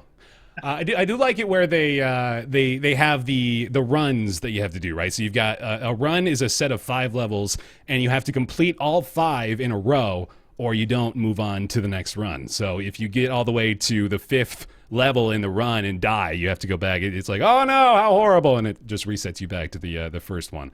You like that? No, well, I like that idea. It gets frustrating, but I think that's by design, right? I mean, I agree that it's by design, but failing the 5th level 6 times and having to play levels 1 through 4 6 times each because of the fact that you can't beat the 5th level seems like a really halting way to progress through the game, in my opinion. Mathis, do you feel similarly? Yes. Okay. Fair enough. I just the obvious counter argument to that is every level is 4 seconds long. Right. That's true. I just don't understand what the point is unless it's to actually imbue frustration. So you beat level 1. Level 1 is click your mouse on the goal. Level 2 is like, hey, dodge this thing, click your mouse on the goal. Level 3 is like, oh, you got like the 8 steps you got to go through here. And then level 5 is like, you got 12 steps you got to go through. In order to fail that mission once, and if you sit still for 4 seconds, you die. Yeah, you don't really get much of a time to look at the map and be like, here's my plan. You have to go back to level 1 and be like, oh, just click on the exit. And by the time I've done that level like 10 times, I'm like, Jesus Christ. I guess it didn't bother me, but like now you talk about it, like I see where you're coming from. I don't know. It's because the levels are so short. I think it doesn't bother me as much, but with games like this, you got to be really mindful of the amount of time spent agonizing over your defeat. And like I think they nailed the transition between failure and restarting. It's like instantaneous if you want it to be. Needs to be instantaneous. Yeah, and especially like you can hit the button and just keep going, but it also like it's just got a good spacing of. While it is very intense and demanding, and it makes you make those decisions really quickly, it also gives you like a little bit of a breather between levels as well if you want it, and it keeps that really good pace going throughout it. It is intense. Like it's tough, man. Like as I mentioned, I'm only in World 2 or something, and there's already 4 or 5 different systems mechanics now that I'm having to take heed of. There's the flipping platforms. There's the platforms that will move as soon as you land on them, so you have to kind of adjust your trajectory based on that. You've got the cannons, you've got the standard platforms, and you've got these exploding platforms now that I've been dealing with. So you have to kind of look at the map and plan out a route ahead of time instead of just sort of reacting to each individual area. So it's gotten more and more complex, and I'm wondering.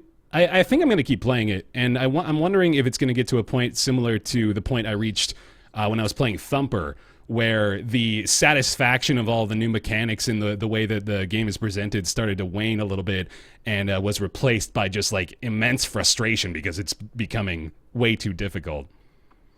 I mean, I have some positive things to say about the game. Okay. I think that it looks fine, and only occasionally was I like, hey, this aesthetic art direction decision you made makes it very difficult to tell what's going on screen. Secondly, the music is like, no asterisks needed, quite good in my opinion. But I mean, kind of got off on the right foot or the wrong foot, as I told you. Like, I booted up the game and it was like press the menu button to start playing. I was like, well, my controller doesn't have a menu button. So I hit every button on my controller. It's not an Xbox One controller. Nothing booted into the menu. Yeah. And then I played with the mouse, and I was like, the mouse controls are like a little finicky. Like, it doesn't feel – it has like you don't actually have 360-degree control. It snaps to the elements that you can actually like, aim for. Sometimes that feels like it's artificially putting you in the wrong spot. And sometimes it also feels like your cursor is on a platform, and then you shoot out and you miss the platform, even though it's stationary. And I'm like, how does that even – that doesn't feel like it should make sense. Right. So then, given your advice, I closed it, reopened it, same thing. Like, you got to press the menu button. Whereas apparently your experience was that when you reloaded it, it was like, we recognize you have a 360 controller. Yeah. Oh, yeah. And then the top Steam review was like, the mouse controls are not very good. Yep. So it's like, so I felt like I was kind of playing it hobbled by the fact that I was using the mouse in the first place. And then I was like, to just fail the last level and then have to do it over again was kind of like, basically every time you did that, it was like a 45-second penalty, which is fine. Yeah. It's not a lot of time, but the levels are also designed with the philosophy of like, there's trial and error. There's traps that kind of are subtle and sneak up on you. You're not necessarily meant to sight read it all in the first try. No. And I really just feel like it would have been a lot better if they were like, hey, we curated like a lot of good levels. If you die, just do that one over again instead of having to do every single one of them all over again. I think it might be sort of by virtue of necessity that they're all packaged together, because if you look at it like, if these were just a series of levels, then World 1 would be, 30 10-second stages, or even quicker than that. Like there's levels that you finish in like a second and a half, just like 10-second Ninja, where it's like it's very quick and you just bam, bam, bam, you're done. So I feel like maybe that was part of it. But I think there's also like, there's a couple of different elements that I feel sort of justify that 5-stage mini run idea as well, which are the individual check marks, which are obtained by completing that stage in the allotted time. And you've also got per world, or per run, I guess, you've got those hourglasses, which both extend your available time and are a collectible that give you, 100% completion on the run if you manage to get all those check marks and the hourglass. It's kind of like the bandage, right, in Super Meat Boy? Yeah. So I think with all those elements combined, it ends up playing to its favor, and also it creates a lot of replayability out of it too. Like when you get through it the first time, there is some draw to go back and to perfect the run and to get your best possible time. I think a lot of people might enjoy that element of it too. And just to completely disagree, I don't know. It's like I got to this point where I was just like, there's. 10-Second Ninja is hard, and there's trial and error involved. Sure. And N is hard, and there's trial and error involved. Super Meat Boy's hard, and there's trial and error involved. What those games have in common, at least to some extent, is that like movement is actually fun, and you get like a certain sense of being in like a flow state. Whereas this is not. You're never on like. At least I never felt like I was on a sequence of like a level being in the zone. I exclusively felt like it was like kung, kung, kung, kung, kung, like everything's divided into discrete elements. And I was like, it's not like in Super Meat Boy executing like a few wall jumps and then like a jump that takes you just over like the tip of a saw blade and landing on like a one tile wide platform is really like, forgive a little bit of exaggeration here, but it's exhilarating in a video game sense. And this, it is exhilarating. And I was like, no, it doesn't really feel like I ever got that feeling. I don't want to take the easy excuse, but I really think that's an issue of mouse and keyboard versus the gamepad. This was made for the gamepad 100%. Like the analog stick controls, I think. I played a little bit with the mouse, so I know kind of the gist of what you were going through, but the analog is completely different, and it gives you that sense of zen that I think you were talking about, where you got into the zone completely.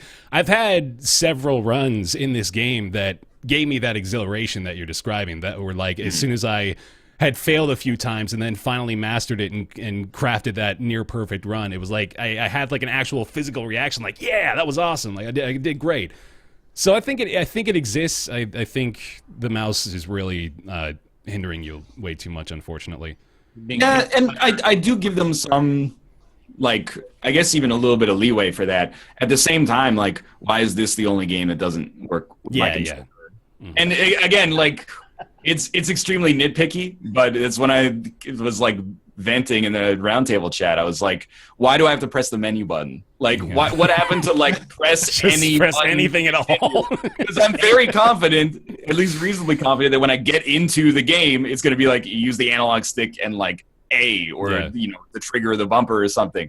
Instead, you pick the one button that this controller does not have, and then you gate it, so I can't get in. And then like, if you press enter or whatever it is, escape, to start playing the game on keyboard, you can't switch dynamically to the controller during gameplay. So once you get locked in, or once you enter on the PC, you're locked in. So like, it was really just like, I mean, I get it.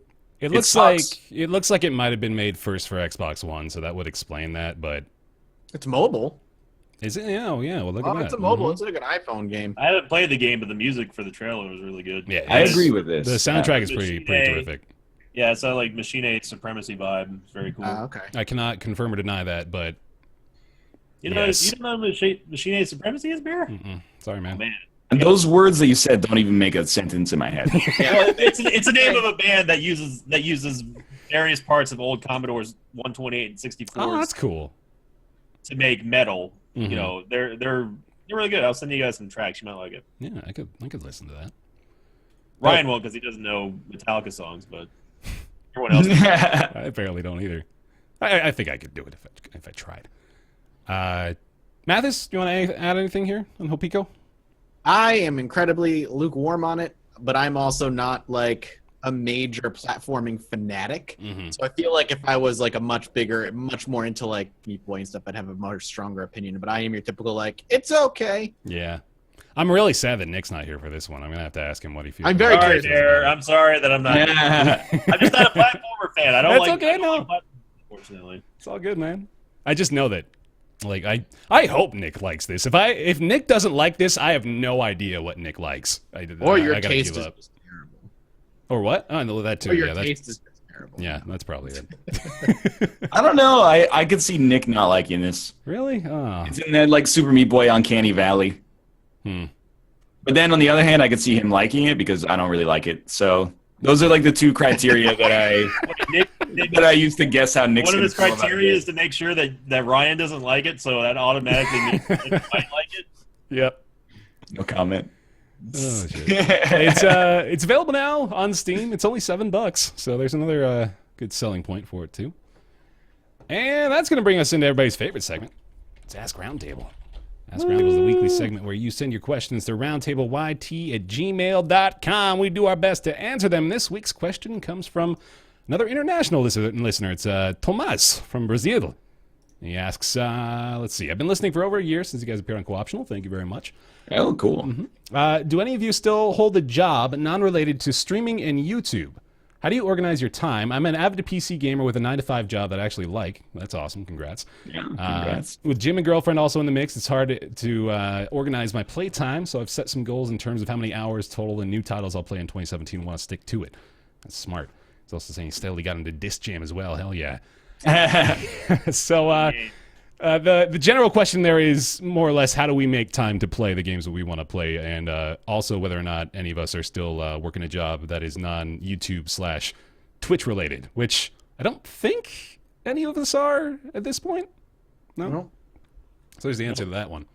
I quit my full-time job to do this full-time. Hell yeah, dude. Same. So yeah, go ahead. When it came to doing YouTube and working full time, there just wasn't any sleep involved. When I was working in the restaurant and wanting to do this, making the gun for doing this required sleeping very little. And you haven't changed much, have you? Yeah, I just replaced, all the restaurant hours with new projects. That's all. I work 1,000 new projects. You're just so used to it at this point. yeah. Well, I mean, that's the thing, though, for me. Like, my free time, if I have any, goes directly into doing new projects for entertainment purposes, like Lost Initiative or Judge Mathis, and I enjoy doing that. So, like, that's where my free time goes because I have fun setting up and launching new shows and new projects, seeing what works and what doesn't. So, I guess my free time is usually just goes into doing more work. One element of this question in particular, we've actually been having these conversations recently behind the scenes as well regarding the management of time, and particularly, I suppose he's asking like how we go about setting aside time to play games for our own like personal enjoyment, or even just how we're organizing our time here in general. I'd be curious about you guys. Like I know personally, I've got the whiteboard set up going, which has been helpful. Tremendously helpful for me. My wife and I also do like this daily journal outline. So we've got a big old list of all the shit we want to get done for the day, and then we'll just go through that every day and set up for the next day.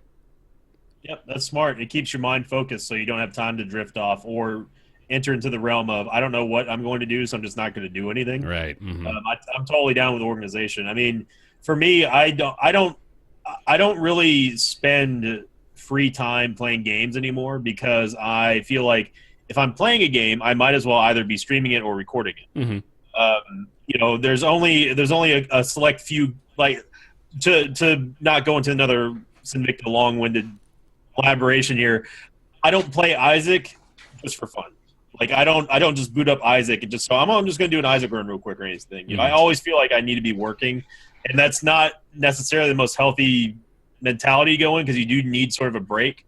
But I enjoy doing this a lot more than what I used to do. So it's for me, it's really a non-issue. I mean, if I'm at home, I'm either going to be recording, doing stuff in Photoshop or editing, that sort of thing, and that's a-okay. But I'd much rather do this than make a whole lot more money bartending for 14 years like I used to. I gotta say, not to jerk you guys off, but you three, you got the work ethic. Like the three of you put the fucking nose to the grindstone. I gotta say, y'all are every single day killing it out there. So respect, Not to be a props. pessimist in any. not to be pessimist or anything, but a lot of that work ethic for me comes from a deep-seated fear that this is all going to go away. Yep. So That's correct. I feel like if I step away from work for a day, I'm going to come back and everything's going to be gone. I don't have that fear, man. I really don't. I do. I have a terrible fear that it all is going to come crumbling down. So I obsess, and it's unhealthy, and I realize it's unhealthy. And I think more towards the end of 2016, I've come to the realization that the way I work and how hard I work, and not to jerk off like I'm such a hard worker, but like how much time of my life I put into this has become an unhealthy obsession to make sure that this works. That I need. 2017 is going to be the year where I need to set time aside and try and step away more. You just need to sleep. That's all. Look at us three. We get sleep and we don't have the fear, Mathis. That's all you got to do. Just sleep. Quit focusing on photoshopping your face on male model. Yeah, exactly. But I know Ryan is very similar. I mean, me and Ryan have had many a talk of like, it's a horrifying, like, fear. And so you obsess and you work and you work. And it's why I like in 2017, I said in one of my videos that this is the year I have to start saying no to myself, because in 2016, I upped how many videos I was doing on Mathis games. I launched Judge Mathis. I started Lost Initiative, and then I started a second Lost Initiative show. Yep. I can't. That blew my fucking mind after you're hearing you say I've got to say no to myself, and all of a sudden you double your workload on this new project. I already knew I was saying yes to that before I made that video. Yeah, you were Mathis. You were hitting it really hard towards the fourth quarter of 2016 with all the new series and games that you're doing, man. You gotta. I don't think I have that sort of drive. I mean, I like taking time off, but to me, I enjoy doing what I do now so much. It doesn't feel like work to me. So that's great. And I don't know. I don't know if that's because like I've actually done real work. You know, I've had tons and tons of jobs, anything from a bartender to a bouncer to I was an actor in a haunted house at one point for a really. year. I was hoping you could be like I was an actor in Iron Man 3. Yeah, exactly. Just behind the scenes. I was the token half Asian, half Irish guy. Yeah. I mean, like for me, I do somewhat agree with Mathis that there's obviously risks. Whenever I get a fan who asks like do you think that I could quit everything now and do what you do now? I'd say, I mean, anything's possible, but don't expect to make any money from it. I never went into this business expecting to make money. And I got super duper lucky, and I'm blessed to have the friends that I have now, and I wouldn't trade that for anything. But that's another thing too. It doesn't feel like work to me. I'm always constantly hanging out with friends and experimenting and trying to be more creative, and that's more fulfilling than anything to me. I'm curious what Ryan has to say before I keep blabbing. I don't know. I mean, I feel like none of us answered this poor man's question. Yeah, I know. I I don't set time aside. Sorry. We all immediately were like, my life is so busy. It's so. Well, let's get back to, so how do you organize your time? That's what I want to hear you go on about. Well, I mean, I organize my time somewhat informally, but rigidly in the same way. So I don't do like a daily to-do list or journaling or anything like that. But when I wake up, I'm like, okay, an hour, I get the first hour of the morning to do whatever I need to do. If I want to shower or just relax, catch up on the news and have a cup of coffee, that's good. 1 hour after I wake up, that's when work starts, and the work clock runs for 7 hours, 8 hours, or like if I have to go. It runs like as long as possible if I like have to be out of the house. Yeah. And then during that time, there's no breaks for like watching a TV show. If I need to like eat a sandwich or something, that's fine. But like, if I start working at like 1, then I'm on the clock until like 8, 9, 10, sometime around there. And then once I'm off the clock, I'm out. Like I will do anything but record, because the temptation, as Matt has said, like you have to be self-disciplining, because if you don't, you're like, well, I'm not doing anything right now, and I will push the dread away if I just work a little bit more. For like 45 minutes, I won't feel the dread, so you just work. And like for me, that structure has been like extremely important. And that's why like sometimes you guys will like link me to videos at like 1 a.m. and I'm like, I'm not watching that. That's work. Watching that video of is work, so I'm not touching it. See what we have to work with now? You see what we have to work with? This guy. That keeps me sane.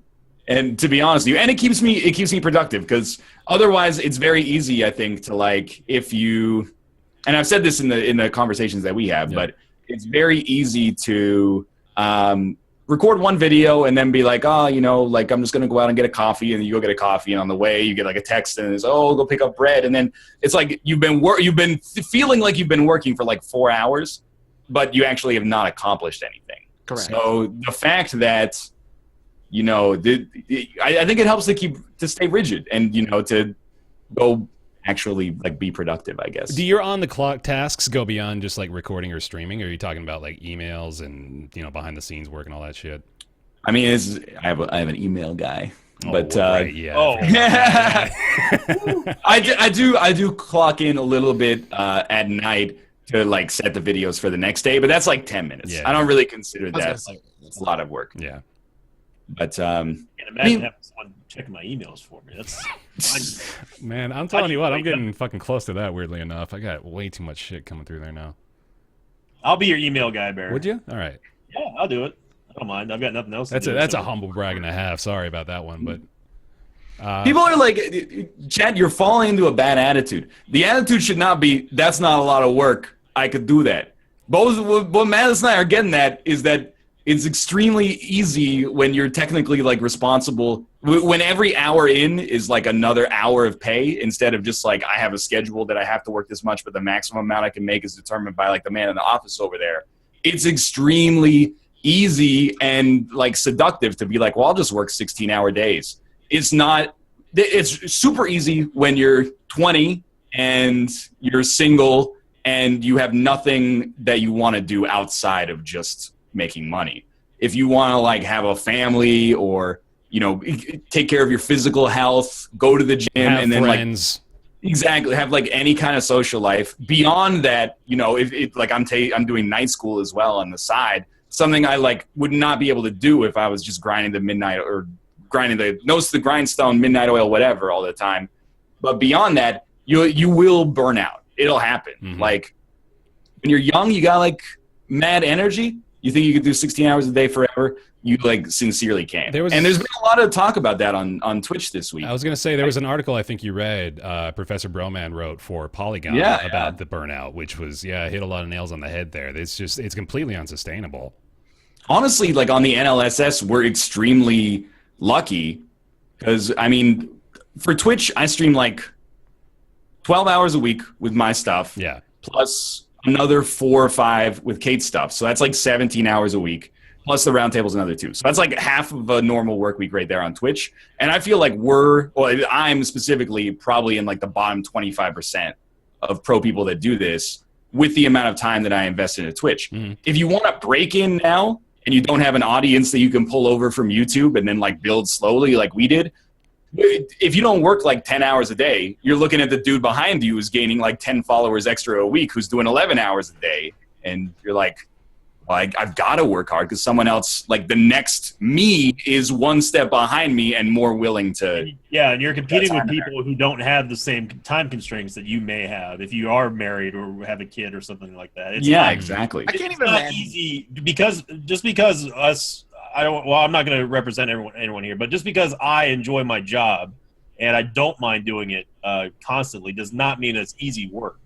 There's still plenty of what would be construed as labor-intensive things that you have to do. I mean, I've always said from the get-go that this is a job that you have to know 12 other jobs to do. You know, and what baffles me is that people still think that there's no talent into setting up a camera and doing stuff, but there is talent making a job out of it, and you have to know a lot of things. It's not just simply playing video games.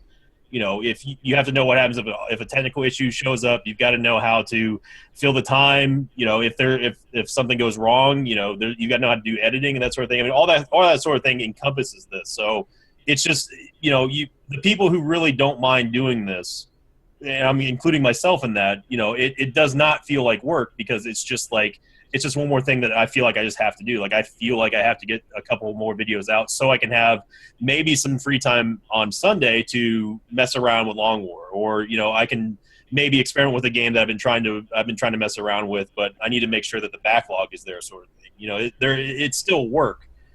Just the differing levels of degree of, does it feel like work versus am I afraid I'm going to be burnt out on it? You know, it's going to vary from person to person, but I'll latch on what Ryan said, is that if you're trying to break into it, you know, you're not going to get established being super duper good at a video game anymore. It's almost more about the personality than anything else of when you're streaming or if you're doing YouTube. I mean, I wouldn't go that far, to be honest. Like, I think to an extent, you know, like the person I can always go back to is Kronovi. And I remember when JP first hosted him, no one knew who he was. Yeah, he had like 1,000 followers.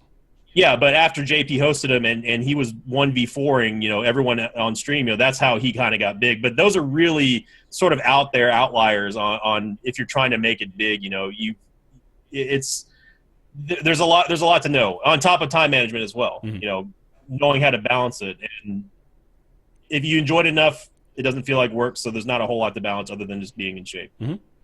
Yeah. So thank you very much, Thomaz. Appreciate the question, man. That was a fun one to talk about. Play The Witcher 3 for 3 hours a week for 30 weeks, and no, he needs to, he's looking for like how do we organize a schedule for him to play the games he actually needs to play, because that's the issue, right? It's like nobody's got time to play everything anymore.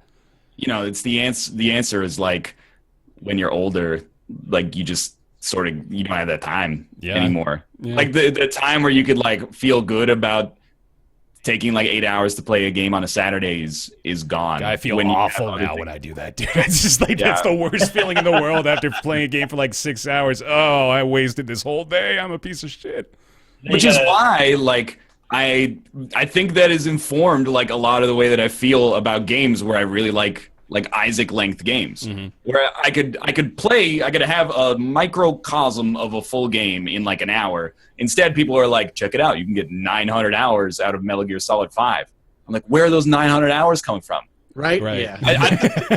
There was a time when I had that. Yeah. And that time is long gone. I can't get 900 hours is like an ask now. Like, that's a problem. Younger viewers recognize what we're saying here and cling to these years where you can spend that 8-hour session in Blood and Wine and not feel a damn thing about it. Love this point in your life because it's great.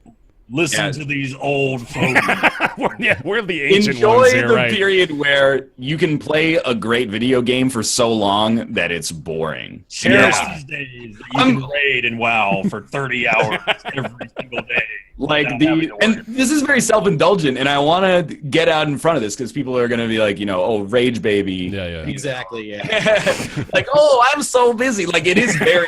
A lot of people use busy as like I'm an important person shorthand. Yeah. Whereas I treat it as like it's a thing to sort of like be ashamed of in a way to give into that like existential dread and be like, I have to work this much to feel okay is I think a problem.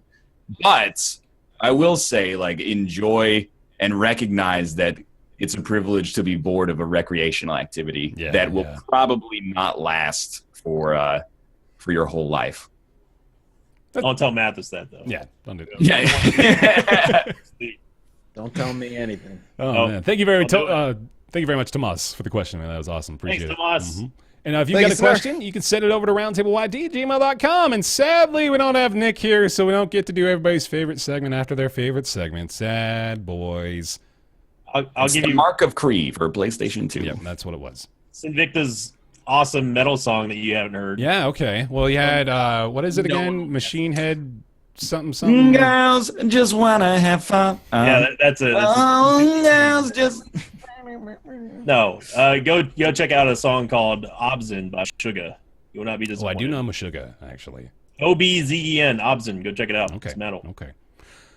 We do want to say thank you very much for watching another episode of Roundtable Live. Appreciate you. Episode 74. We got another milestone coming up, man. That's big time. Thank you very much, Sinvicta, for joining us as well, man. Where can they find you? Hey, everyone. You can find me over at twitch.tv/Sinvicta. I'll be streaming after today's podcast. You can also go to my YouTube channel, youtube.com/Sinvicta316. Also, go check out my band. We just released our 6th single. If you like heavy metal and you're looking for free metal, you can go to sinvicta.bandcamp.com. And I also have a Patreon, which I will shamelessly plug, patreon.com/Sinvicta. We've got a lot of new stuff, including signed album covers by the entire band. You can check all that stuff out. And thank you very much for having me. Yeah, hell yeah. Again, congrats on 100K subs, Bear. Thanks, buddy. That's a hell of an accomplishment that's definitely warranting more than just one one congratulatory response. And I look forward to coming back here and doing it again soon. I look forward to every time you want to thank or congratulate me for that, man. Absolutely. Well deserved, Bear. Thank you. Yeah, that'll do it. Go. This will be our official first roundtable raid after the show's done today. All those of you here in Twitch chat, go follow twitch.tv/Sinvicta. That's right. Yep, twitch.tv/Sinvicta. Yep. And then Be streaming after the podcast. there you go. Go watch. Thank you very much for watching today's show. We appreciate it. If you'd like to catch the VOD, you can do so on our YouTube channels. They are uploaded a few hours after the show is complete. That's BaerTaffy, Mathis Games, Northernlion, and typically Rockly Smile as well. And you can go to hell. That's not nice. I'm doing that. That's a mean thing to say. You can go to our Twitter. That's at RoundtablePC. You can go to the show discussion subreddit, roundtablepodcast.reddit.com. You can subscribe on iTunes and rate it 5 stars there. You can also download the MP3 over on our SoundCloud page. I believe that's just soundcloud.com/roundtablepodcast. And you can go support our Patreon. Really appreciate those of you that continue to support over there on the Patreon page, patreon.com/roundtable, including but not limited to Julian Avelsgaard, Jonathan, changed my name to Amuse Bear Graham. Thanks. It worked. Scrotty119, Michael Bush Larson, Faranoki, Talks to Walls, Shank Tank Gaming, Chaos, Join Mouth's Minecraft server theorist. I don't know if I should have advertised that one. Colby Klein, Greenlight, Oren Saltzman, Christopher Flagg, Eric Schooley, Brizzle Brit, Positron, Myth Scarab, Mediocrities, Justin, Smurfette, and Logan Ray. A couple of new names on that list today. I appreciate you guys going over to the Patreon page, getting that $20 tier. That's big time. Thank you very much. And thank you all again for watching. We'll be back next week. Nick will be gone again. Sadly, we'll have. That's a lie. Oh, that's right. God, yeah. So we're gonna have either a whole new batch of faces or something different next week. We'll have to figure that out. But for now, thank you very much for watching, and we will see you next time. Later. Bye. Later.